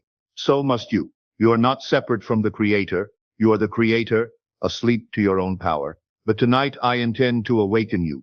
But before I go further, let me ask you this. How many times have you wished for something so desperately, prayed for it, visualized it, yet it never came? How many times have you wondered why some people seem to effortlessly attract what they want, while you struggle? Well, I'm about to show you exactly why that happened, and more importantly, how to make sure it never happens again. The answer will shock you. I have said it many times. The world is yourself pushed out. What you believe, what you accept as true, what you feel with conviction, that hardens into fact. The law is always working, always producing what you are in the depth of your soul. Listen carefully. You are not a victim of circumstances. You are not at the mercy of economy, politics, other people, or fate. You are the operant power in your own experience. Every single thing that has ever happened to you, you attracted through your state of consciousness. If your life is filled with lack, you are feeling lack. If your life overflows with blessings, you are feeling blessed. If you experience drama and conflict, you are in a state of drama and conflict. If you know peace and harmony, you are dwelling in peace and harmony. The world cannot help but mirror back to you the vibration, the state, the assumption you carry in your being. It has no choice in the matter. It is law. Every man and woman lives in a state. What is a state? A state is a collection of thoughts, feelings, and assumptions that create your inner atmosphere. You might be in the state of poverty or the state of abundance, the state of loneliness or the state of love, the state of sickness or the state of health. Whatever state you occupy most frequently becomes your dwelling place, and your dwelling place determines your experience. You don't have experiences and then develop feelings about them. You have feelings, and then you have experiences that match those feelings. This is why two people can go through the identical situation and have completely different experiences. One person loses their job and feels defeated, worried, anxious. Another person loses their job and feels excited, liberated, ready for something better. Guess which one finds a better opportunity quickly? Now, I know what you're thinking. This sounds too simple. This can't possibly work. If it were this easy, Wouldn't everyone be doing it? But let me share with you several stories that will change your mind forever. These are real people, real situations, real transformations. And after you hear these, you'll understand why most people don't do this and why you will. A woman once came to me, desperate to be reunited with her estranged husband. They had been separated for over a year. She had tried everything: letters, phone calls, showing up at his workplace, pleading with his family. Nothing worked. In fact, the more she tried, the more he seemed to pull away. She was in a state of desperation, lack, and separation. Every action she took from that state only reinforced the separation she was trying to bridge. I said to her, "Do you still love him?" She said, "Yes, with all my heart." "Then assume he loves you too, and that you are already together." She looked at me as if I had asked her to climb Mount Everest blindfolded. "But how can I assume that when he won't even talk to me?" I told her, "The facts are not the truth. The facts are simply the reflection of your former state. You have been living in the state of separation, and so separation is what you see. If you want to see reunion, you must first become the woman who is already reunited. Tonight, before sleep, imagine him holding you, telling you he loves you, telling you he's sorry, planning your future together. Feel it as though it were happening now. Don't just see it. Live it. Breathe it. Feel every emotion you would feel if it were actually happening." She did it, though reluctantly at first. Every night, she would lie in bed and enter that scene. She felt his arms around her. She heard his voice saying, "I love you. I'm sorry. Let's make this work." She felt the relief, the joy, the gratitude of being back together. Within a week, she began to feel different. She stopped calling him, stopped trying to force contact. She felt peaceful, confident, loved. And in that new state, something remarkable happened. The next week, he called her, not to argue, not to discuss logistics, but to say he missed her. By the end of the month, they were back together, and they've been happily married ever since. What changed? Not him. Her feeling changed. She moved into a new state, and the world, including him, had no choice but to mirror it. Another man came to me longing for a better job. He had been in the same position for 8 years, watching others get promoted while he remained overlooked. He felt unworthy, stuck, invisible. But here's what he didn't realize. He was living in the state of being overlooked. Every day, he went to work feeling overlooked, expecting to be overlooked, and sure enough, he was overlooked. His feeling was creating his experience. I said, "You are not stuck. You are only stuck in your feeling. The moment you change your feeling, your world must change." I instructed him to construct a scene that would imply his desire had already been fulfilled. He imagined shaking the hand of a new employer, hearing the words, "You're hired," and feeling the pride and excitement of a significant promotion with double the salary. But here's the key. I told him not to just imagine it once or twice.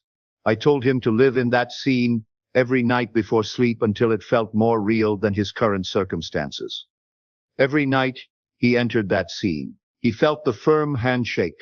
He heard the congratulations. He felt the weight of responsibility and the thrill of new challenges. He imagined telling his wife the good news, planning what they would do with the extra income, feeling proud and accomplished. After 2 weeks of this, something shifted in him. He began to carry himself differently at work. He spoke with more confidence. He took on additional responsibilities without being asked. He was no longer the man waiting to be promoted. He had become the man who was already promoted.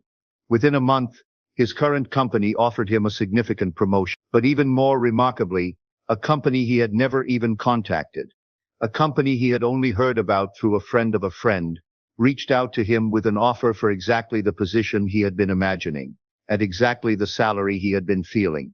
What changed? Not the word. His feeling changed. He stopped being the man who waited and became the man who had. But here's where most people make a critical mistake that keeps them stuck in the same old patterns forever. They do this one thing wrong, and it sabotages everything. It's so subtle that they don't even realize they're doing it. And once I tell you what it is, you'll probably recognize that you've been doing it too. The mistake is this. They feel the desire, not the fulfillment. They feel the wanting, not the having. They feel the lack, not the abundance. When they imagine their desire, they imagine it from the perspective of someone who doesn't have it yet. They feel excited about the possibility, hopeful that it might happen, desperate for it to come. But all of these feelings, excitement about possibility, hope for the future, desperation for change, are feelings of lack. And the law gives you more of what you feel. If you feel lack, you get more lack. If you feel wanting, you get more wanting. If you feel hoping it will come, you get more hoping, but not the actual fulfillment. You must feel from the end, not to the end. You must feel as though you already have what you desire, not as though you're trying to get it. Let me make this distinction crystal clear, because this is where most people get lost. If you desire wealth, most people imagine having wealth and feel excited about the possibility. But excitement about possibility is still a feeling of not having. Instead, you must imagine having wealth and feel the natural calm satisfaction of someone who has always been wealthy.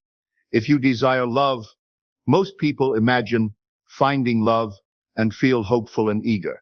But hope and eagerness are feelings of lack. Instead, you must imagine being loved and feel the quiet confidence and contentment of someone who has always been loved. If you desire health, most people imagine getting healthy and feel relief and gratitude. But relief implies you were sick, and gratitude for future healing implies you're still sick now. Instead, you must imagine being healthy and feel the natural vitality and well-being of someone who has always been healthy. The feeling must be natural, easy, assumed, not excited, not grateful, not relieved, but natural, the way you feel about things you take for granted. Now, what if you feel fear? What if you feel doubt? What if negative thoughts keep creeping in and sabotaging your efforts? Here's exactly what you need to do. And it's not what most people think. Most people try to fight the negative feelings, but that actually makes them stronger. I'm going to show you a much more elegant solution. Do not resist negative feelings. Do not fight them. Do not try to push them away. Resistance gives them power. Instead, acknowledge them gently and then redirect. Feelings are not enemies. They are messengers. If you feel fear, it means you are imagining something you do not want. If you feel doubt, it means you are focusing on the current facts instead of the desired truth. So when fear or doubt arises, simply say, "Thank you for showing me what I'm imagining. Now I will imagine something different." Then gently withdraw your attention from the fearful scene and construct a new one. Enter the feeling of safety, of confidence, of calm, but don't try to force it. Let it be natural, easy. Here's a technique that works beautifully. Instead of trying to feel confident about your desire, feel confident about the law itself. Instead of trying to feel certain that your specific desire will manifest, feel certain that the law always works. This takes the pressure off your specific desire and puts your faith in the principle itself. And when you have faith in the principle, your desires manifest effortlessly.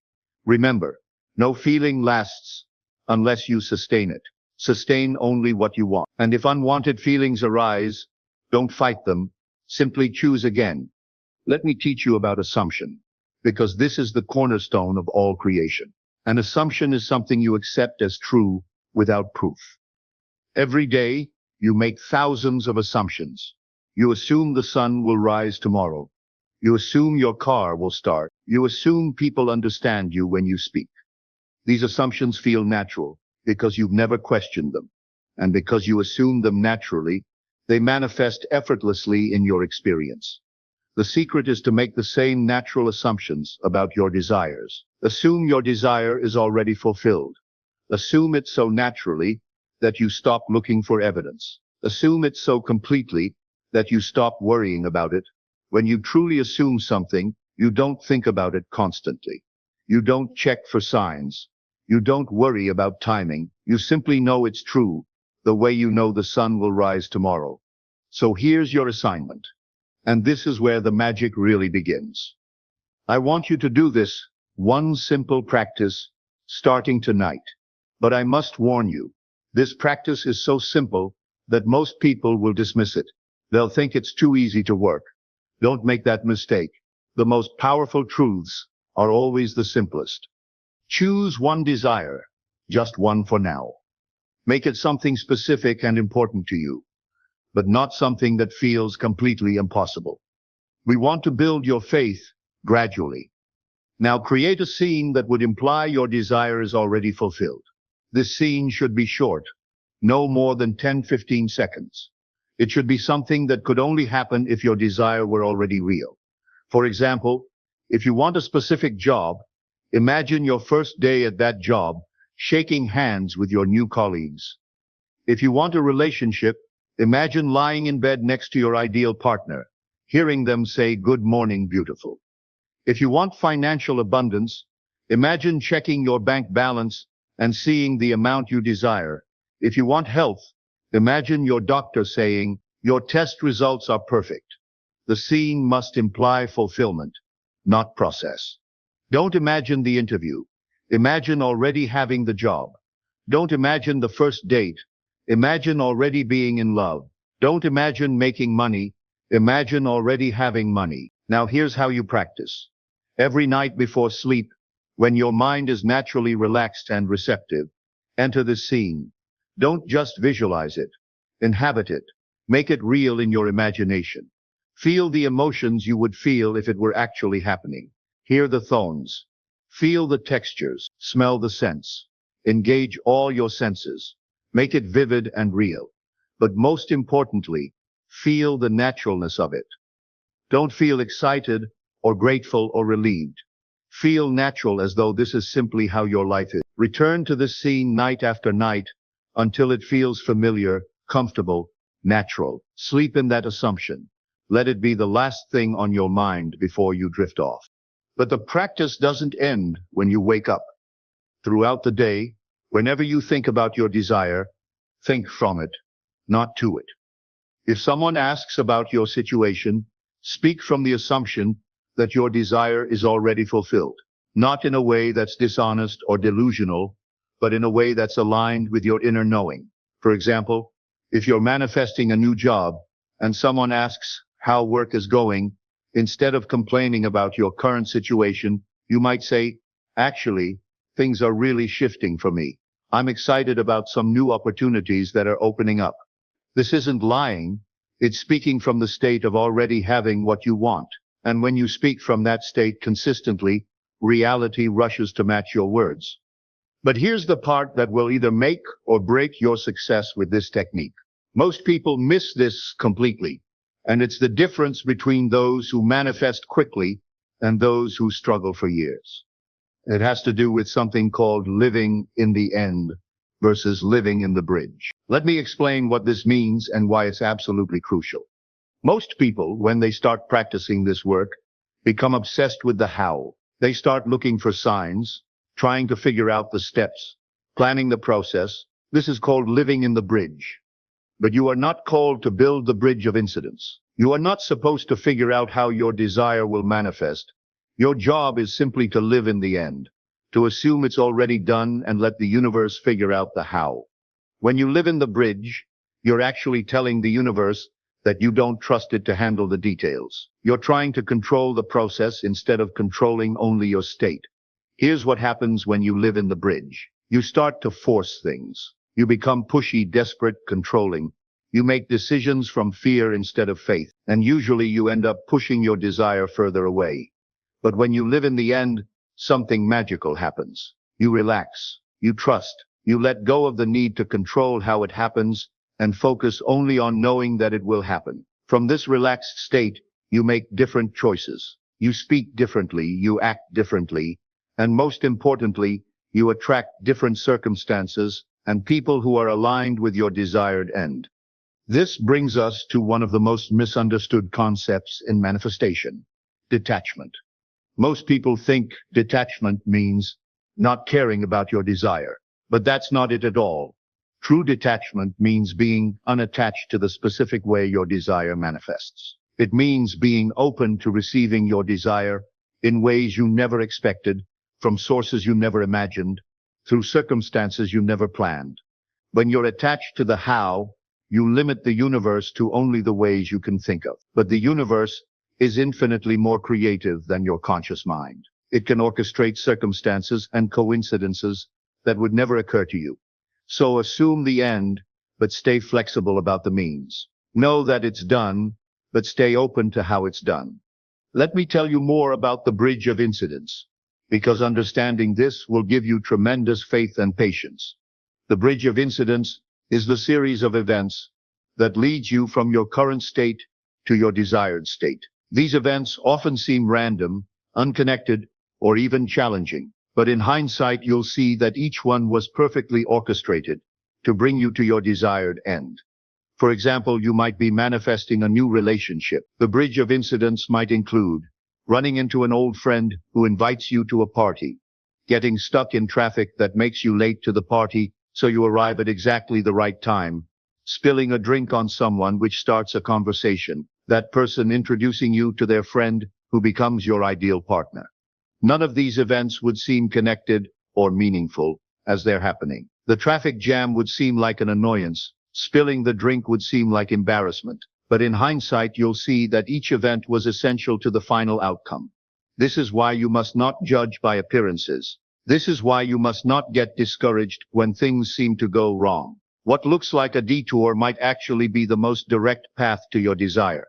Now I want to share with you the most powerful technique I know for maintaining your desired state, especially when circumstances seem to contradict what you're assuming.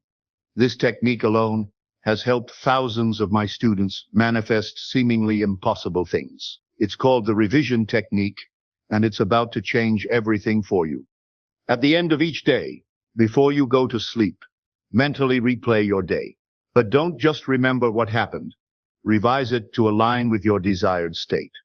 If someone was rude to you, revise the memory so they were kind. If you felt poor during the day, revise those moments so you felt abundant. If you felt lonely, revise it so you felt loved and connected. This isn't about lying to yourself or denying reality. This is about taking control of the meaning you assign to events. This is about refusing to let the outer world dictate your inner state. When you revise your day, you're not changing the past. You're changing the impression those events made on your consciousness. And since your consciousness creates your future, changing these impressions literally changes what's coming. Make this a daily practice. Every night, revise your day to align with the person you're becoming. Feel how that person would have experienced each situation. This will accelerate your transformation dramatically. There's another practice I want to teach you, something I call taking the mental Sabbath. Just as your body needs rest, your mind needs rest from effort and striving. Once you've planted the seed of your desire through feeling, there comes a time to rest, a time to stop thinking about it, stop planning for it, stop looking for signs of it, a time to simply trust that the law is working. This mental rest is not indifference, it's confidence. It's the quiet knowing that what you felt in faith must come to pass. Most people never take this mental Sabbath. They plant the seed and then immediately dig it up to check if it's growing. They assume their desire and then spend all day worrying about when it will manifest. But the law works in the silence. It works when you're not watching. It works when you've forgotten about it because you've become so natural in your assumption that you no longer need to think about it. Learn to rest in your assumption. Learn to forget about your desire because you know it's already yours. But what about timing? This is the question I get asked more than any other. How long will it take? When will I see results? The answer might surprise you, and it has everything to do with something I call Sabbath time versus Caesar's time. Understanding this distinction will save you from months or even years of unnecessary waiting. There are two kinds of time, Caesar's time and Sabbath time. Caesar's time is chronological time, minutes, hours, days, years. Sabbath time is psychological time, the time it takes for your assumption to feel natural. Most people try to manifest in Caesar's time. They plant the seed today and expect to see the harvest tomorrow. But the law works in Sabbath time. It manifests when your assumption becomes natural, regardless of how much chronological time has passed. I've seen people manifest in days, and I've seen people take years. The difference isn't the size of their desire or their level of faith. The difference is how quickly they can make their new assumption feel natural. If you can assume something and immediately feel natural about it, it will manifest quickly. If it takes time for the assumption to feel natural, it will take more time to manifest. This is why it's often easier to manifest for others than for yourself. When you imagine good things for people you love, you don't have resistance. You don't have old beliefs to overcome. The assumption feels natural immediately. But when it's your own desire, you might have years of contrary evidence to overcome. You might have deep beliefs about your unworthiness or limitation. These beliefs make your new assumption feel unnatural, which slows down the manifestation. The key is patience with yourself and persistence in your assumption. Keep returning to the feeling of the wish fulfilled until it becomes your natural state. As you practice this work, you'll begin to notice signs that your assumption is working. These signs might be subtle at first: a relevant conversation, a meaningful coincidence, a shift in your own thoughts and feelings. Don't become obsessed with signs, but do acknowledge them with gratitude. They're evidence that the law is working, that your assumption is taking root in consciousness. Sometimes the signs come quickly, sometimes slowly. Sometimes they're obvious, sometimes subtle. The timing and nature of signs doesn't determine the timing of your manifestation. It's simply the universe's way of encouraging you to persist. Remember, the sign follows the assumption, not the other way around. Don't wait for a sign to believe. Believe first, through feeling, and the signs will follow. Before we finish, I want to address the biggest obstacle that stops most people from succeeding with this work. It's not what you think it is. It's not lack of faith. It's not negative thinking. It's not past trauma. It's something much more subtle, and once you recognize it, you'll be free of it forever. The biggest obstacle most people face is not believing they deserve what they want. Deep down, they don't feel worthy of their desires. And the law cannot give you what you don't feel worthy to receive. This is why you must not just assume your desire is fulfilled. You must assume you are the kind of person who naturally has such things. You must assume your worthiness along with your desire. If you're manifesting wealth, you must not just feel wealthy. You must feel worthy of wealth. If you're manifesting love, you must not just feel loved. You must feel lovable. If you're manifesting success, you must not just feel successful. You must feel deserving of success. Often, this means doing some inner work. It means forgiving yourself for past mistakes. It means releasing old stories about why you can't have what you want. It means choosing to see yourself as God sees you, perfect, whole, and worthy of every good thing. This inner work isn't separate from manifestation. It is manifestation. When you change how you see yourself, you change what you can receive. As you practice this work, you're not just manifesting things. You're manifesting a new identity. You're becoming the person who naturally has what you desire. This transformation happens gradually, day by day. As you return to the feeling of the wish fulfilled, you shed the old self and put on the new. You begin to think differently, speak differently, act differently. Others will notice the change before you do. They'll comment that something is different about you. You seem more confident, more peaceful, more magnetic. This is evidence that your inner work is taking effect in the outer world. Embrace this transformation. Don't cling to the old identity, even if it feels familiar. The old you couldn't have what you want. That's why you're changing. The new you can have anything, because the new you knows the secret. Feeling is the secret. Let me leave you with this one eternal truth that will change everything if you truly understand it. You are not learning how to get things. You are learning how to be things. You are not learning how to manipulate the world. You are learning how to transform yourself. When you transform yourself, when you change your inner state, the world must transform to match. It has no choice. It is law. Nothing is more powerful than your feeling, not circumstance, not logic, not the opinions of others, not your past, not your current situation. If you would only dare to feel your wish fulfilled, persist in it, surrender to it, embody it, then no force on earth could stop its manifestation. You are not here to beg from life. You are here to command it, not through effort or force, but through the silent authority of feeling. That feeling is your prayer, your seed, your creation. And when you honor it with belief, when you live from it as though it were already so, the universe must obey. It is not a matter of if, it is a matter of law. The world is yourself pushed out. Change yourself and you change your world. Feel differently and you experience differently. Assume a new state and enter a new reality. So feel it now. Feel it deeply. Choose one desire and feel it as already fulfilled. Don't wait for tomorrow. Don't wait for better circumstances. Don't wait until you feel more worthy. Feel it now.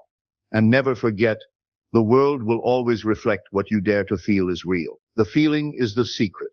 And now you know the secret. Your new life begins the moment you choose to feel it real. That moment can be right now. If this teaching has awakened something within you, I want you to do 3 things. First, like this video so others can find this truth. Second, subscribe and ring the bell, because I'll be sharing more advanced techniques in upcoming videos. And third, this is the most important. Tell me in the comments, what is the one thing you're going to start feeling as real tonight? Your commitment in writing will help anchor this truth in your consciousness. Remember, you have the power. You always have had the power. Tonight, you have learned to use it.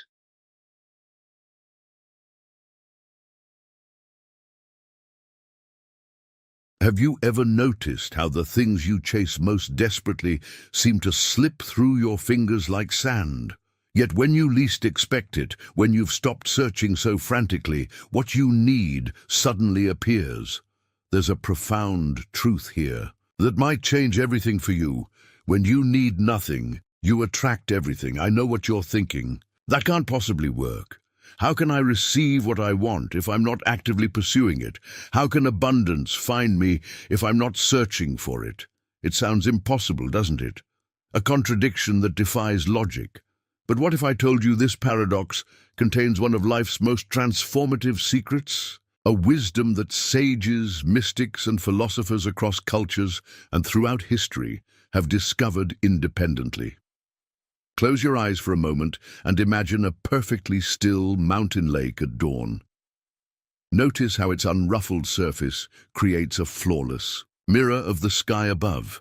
This perfect reflection only exists because of the water's stillness. This is what your mind can become, a clear reflection of life's possibilities when you release the turbulence of constant wanting. I'm inviting you on a journey today, not just through ideas and concepts, but through your own experience. Together, we'll explore how letting go of attachment creates the very space needed for abundance to flow into your life naturally and effortlessly. As the ancient Taoist sage Lao Tzu wrote, "If you want to become full, let yourself be empty. If you want to be given everything, give everything up." These aren't just beautiful words, they're an invitation to a completely different way of living. Take a deep breath now. Feel your shoulders relax. Let's discover together the power that awakens when you release your grip on life and allow life to reveal itself to you instead. I want to share a story with you, one that might feel familiar in ways you didn't expect. Picture yourself as a traveler, crossing a vast, unforgiving desert. The sun beats down mercilessly, each ray seeming to sap another drop of moisture from your body. Your lips are cracked, your throat parched. Every step feels heavier than the last. What do you want more than anything in this moment? Water, shade, relief. You scan the horizon, squinting against the brightness, and there it is, or at least you think it's there, an oasis shimmering in the distance. Trees swaying slightly, the promise of cool water. Just a little further, you tell yourself, pushing your exhausted body forward. Just beyond that next dune, I need to reach it, I have to reach it.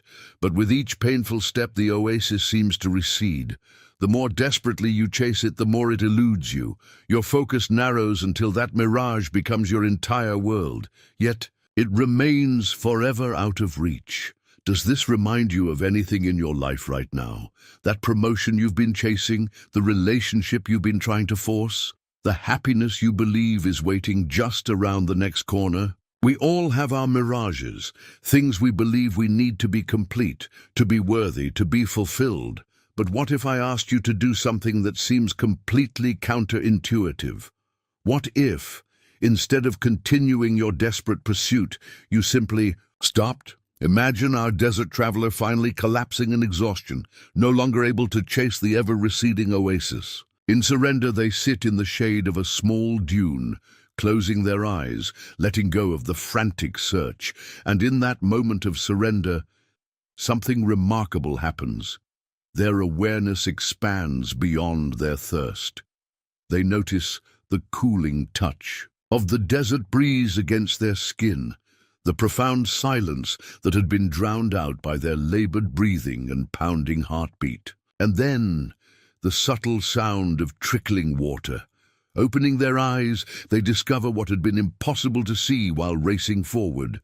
A small spring bubbling up from the sand just steps away from where they sit.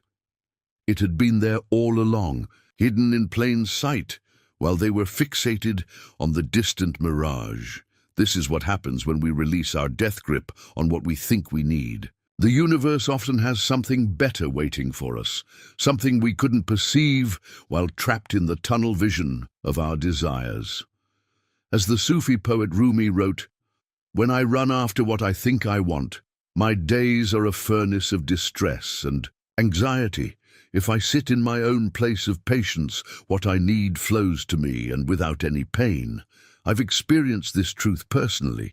The job I desperately wanted and didn't get led me to discover work that brings me profound fulfillment.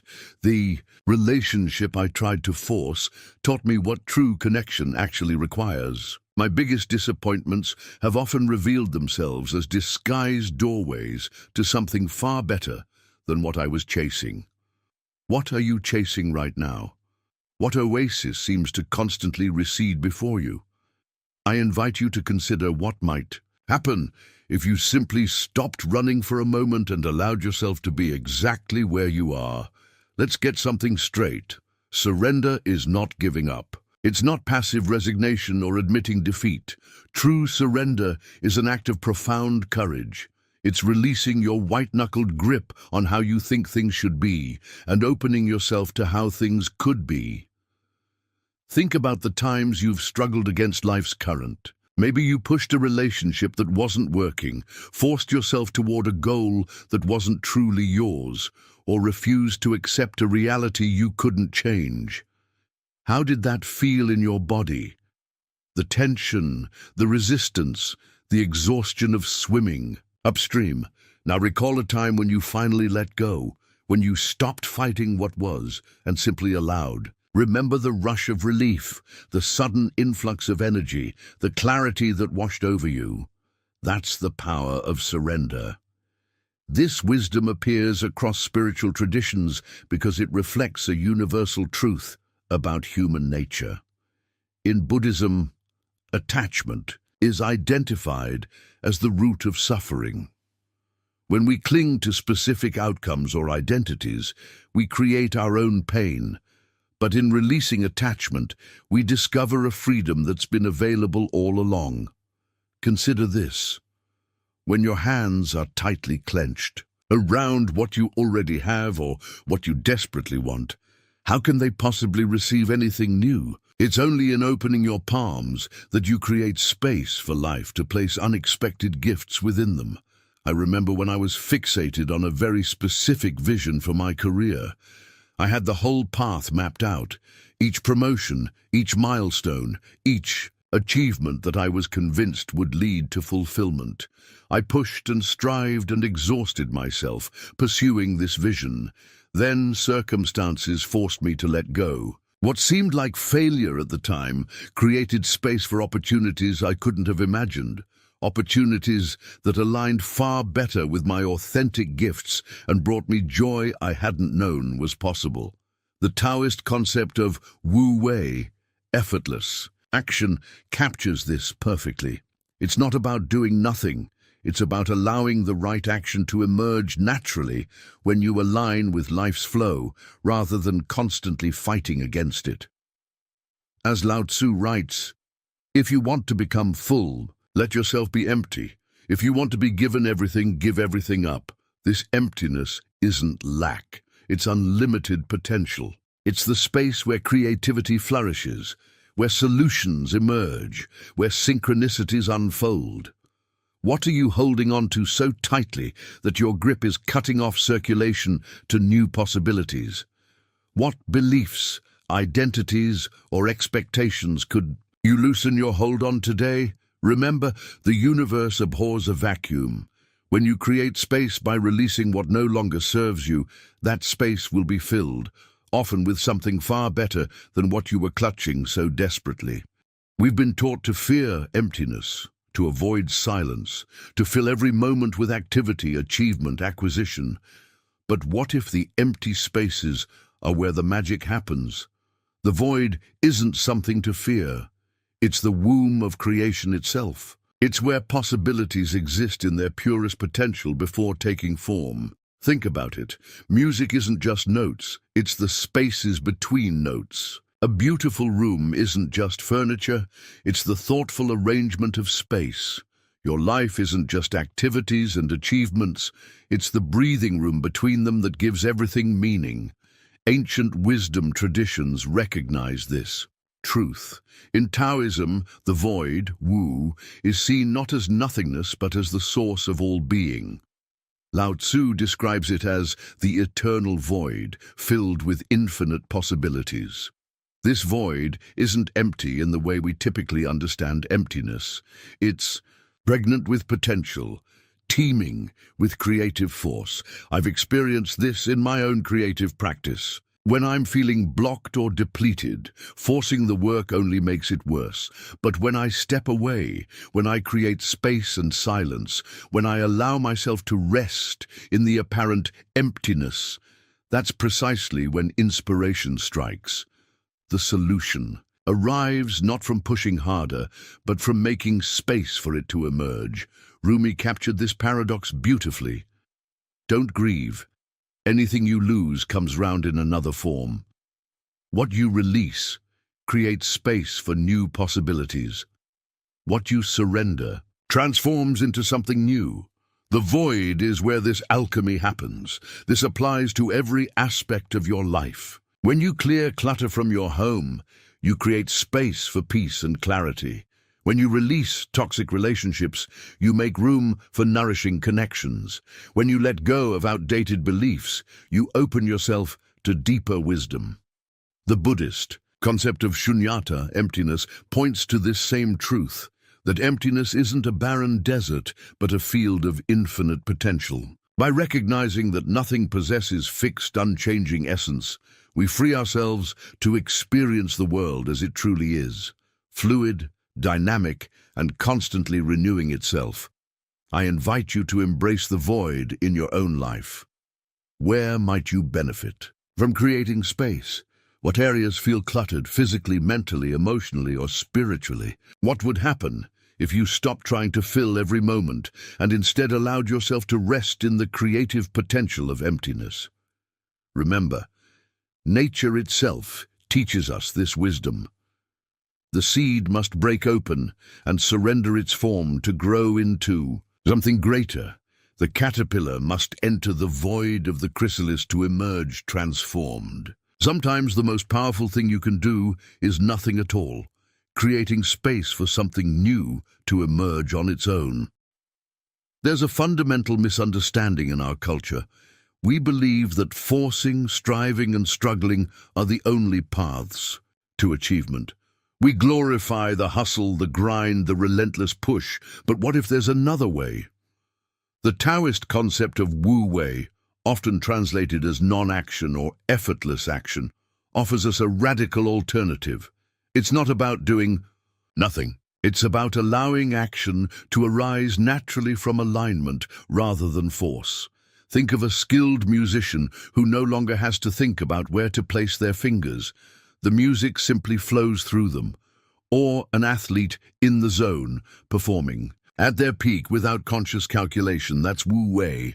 It's action that emerges spontaneously when you're in harmony with the natural flow of life. I've experienced this myself when I stopped pushing so hard against deadlines and instead found my natural rhythm of productivity. The work not only became more enjoyable, it became better. Solutions appeared effortlessly when I stopped forcing them. Creativity flowed when I released my death grip on outcomes. Lao Tzu describes this paradox beautifully. The Tao does nothing, yet nothing is left undone.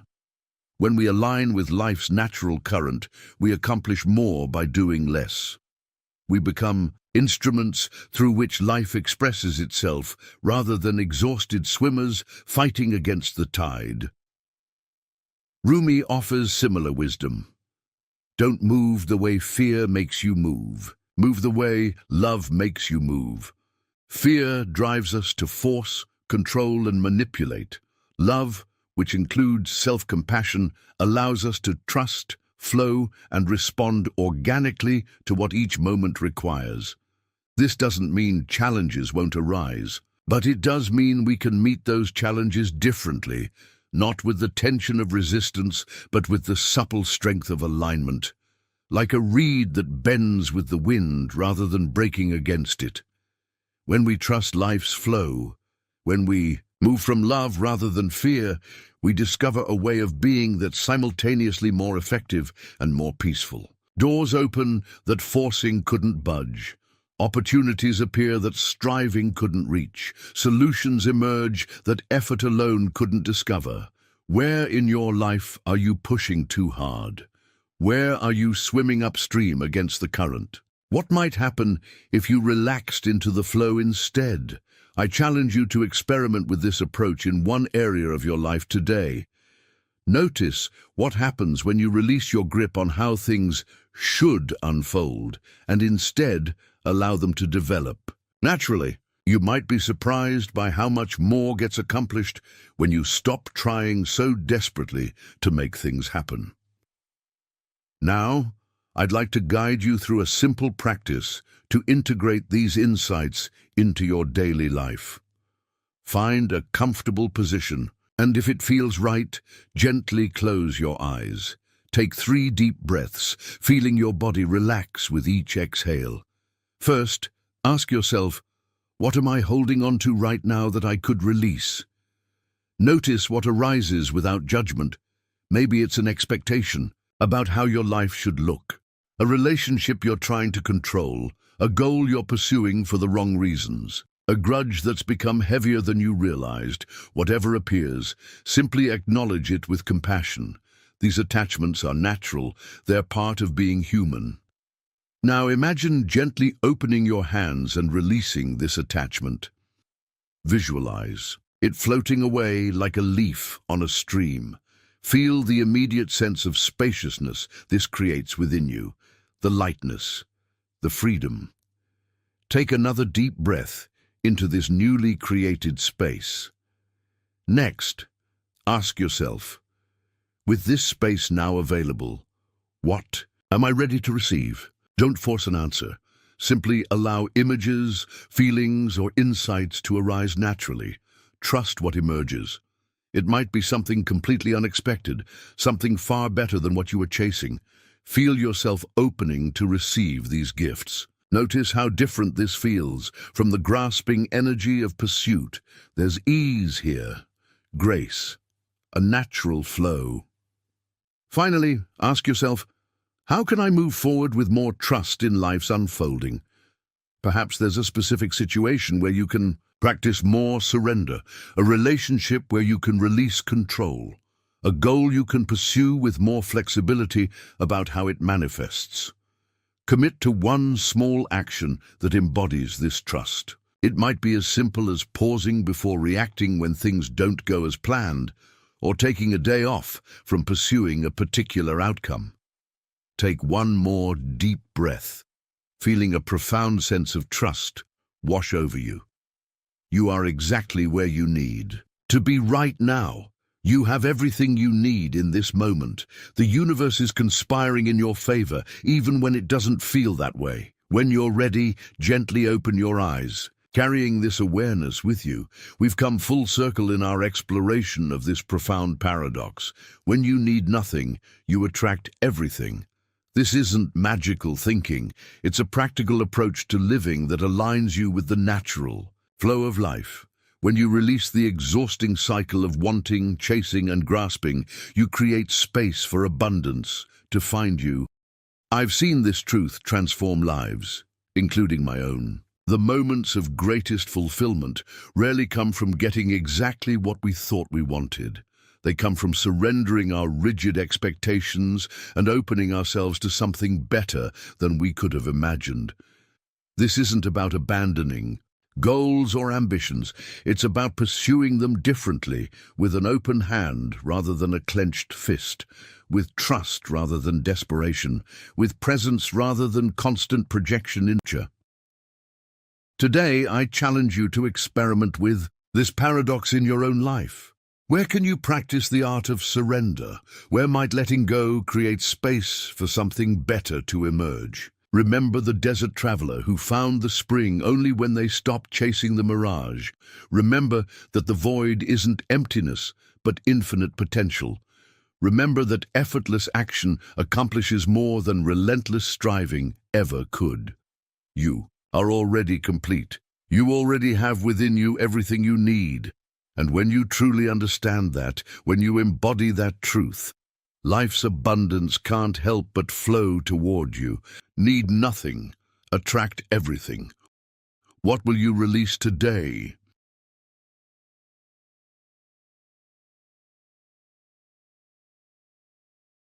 When you desire something intensely, you often emit a vibration of lack rather than abundance.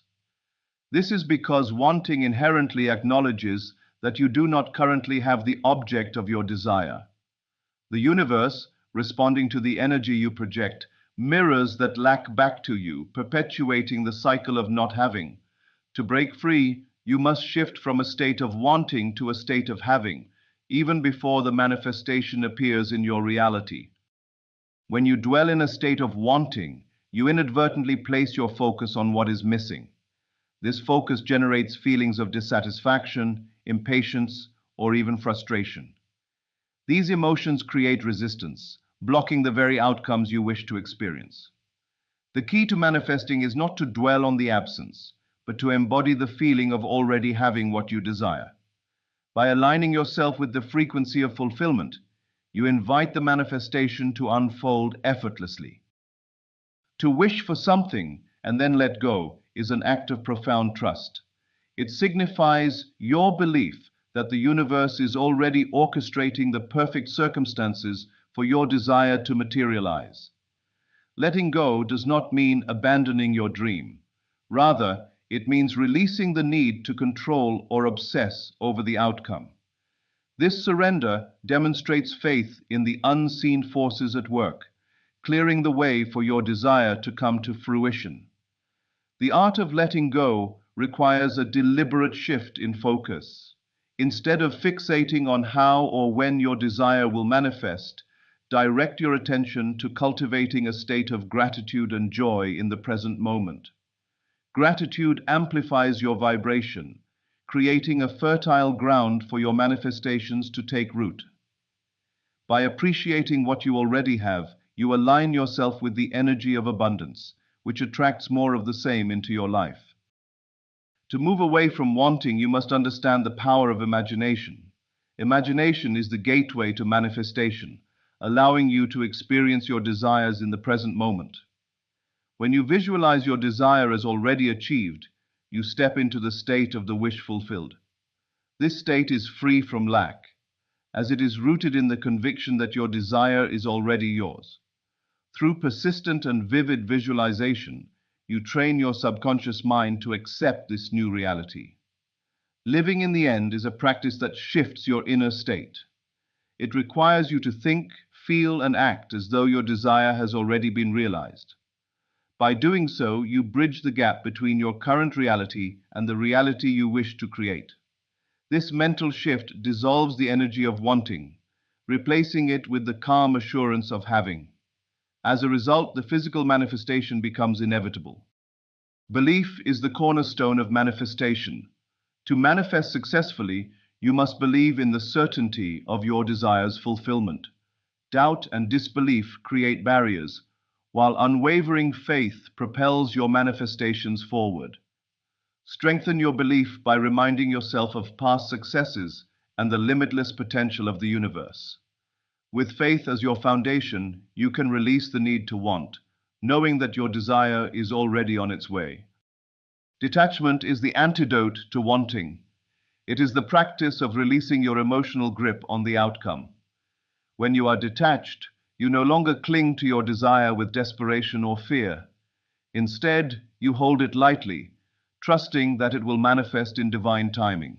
Detachment frees you from the pressure of wanting, allowing your manifestations to unfold naturally and effortlessly. A powerful way to cultivate detachment is through mindfulness. Mindfulness anchors you in the present moment where lack cannot exist.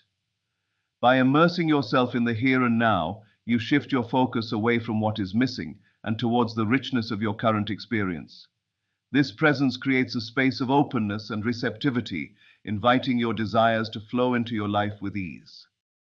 Affirmations are a practical tool to reprogram your mind and align with the energy of having.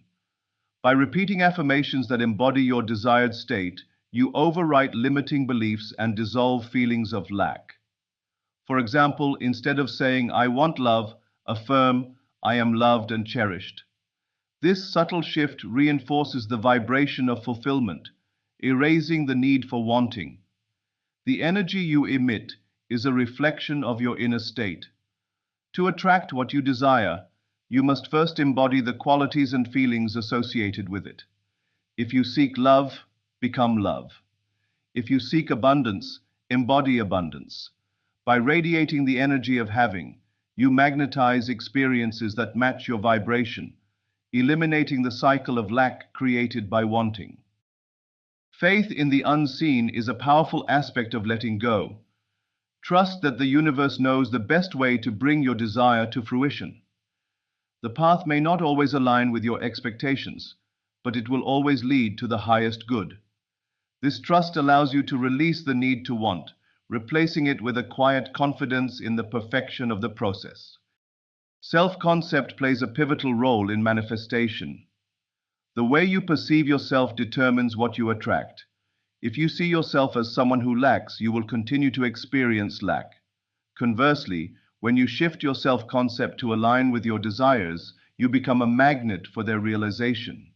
Cultivate a self-image that reflects abundance, love, and success, and watch as your reality transforms. Gratitude is a bridge from wanting to having. When you express gratitude for your desire as though it has already been fulfilled, you create a powerful alignment with the energy of receiving. Gratitude shifts your focus from lack to abundance, dissolving the resistance that wanting creates. Make gratitude a daily practice and witness the profound impact it has on your manifestations. The principle of assumption is a cornerstone of manifestation. To assume the feeling of your desire fulfilled is to claim it as your reality. This assumption bypasses the need to want, as it places you directly in the state of having.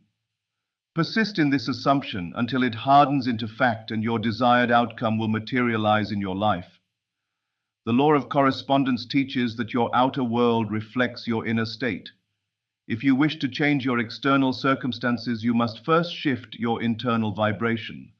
Release the energy of wanting by embodying the qualities of having. As you do so, your reality will begin to mirror the fulfillment you feel within. Emotions are a powerful driver of manifestation. The emotions you cultivate act as signals to the universe, shaping your experiences. Replace the frustration of wanting with the joy of having, even if only in your imagination. This emotional shift accelerates the manifestation process, aligning you with the outcomes you desire. Patience is a virtue in the process of letting go.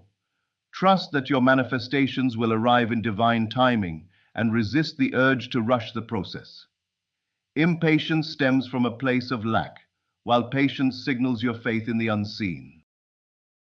Meditation is a powerful practice for releasing the energy of wanting. Through meditation, you quiet the mind and connect with your inner self. This stillness creates a space of detachment where you can let go of the need to control or grasp at your desires. In this state, you align with the flow of the universe, inviting your manifestations to unfold effortlessly. Visualization is a creative tool that bridges the gap between wanting and having. By vividly imagining your desire as already achieved, you step into the feeling of fulfillment. This practice trains your subconscious mind to accept your desired reality, dissolving the energy of lack. Consistent visualization anchors you in the state of having, accelerating the manifestation process. Trust that the universe is working behind the scenes to bring your desires to life. This trust allows you to release the need for wanting, replacing it with a serene confidence in the outcome. When you trust fully, you open yourself to receive the blessings that are already on their way. The energy of receiving is receptive and open. To manifest, you must shift from wanting to receiving. This shift involves releasing resistance and allowing the universe to deliver your desires in the best possible way.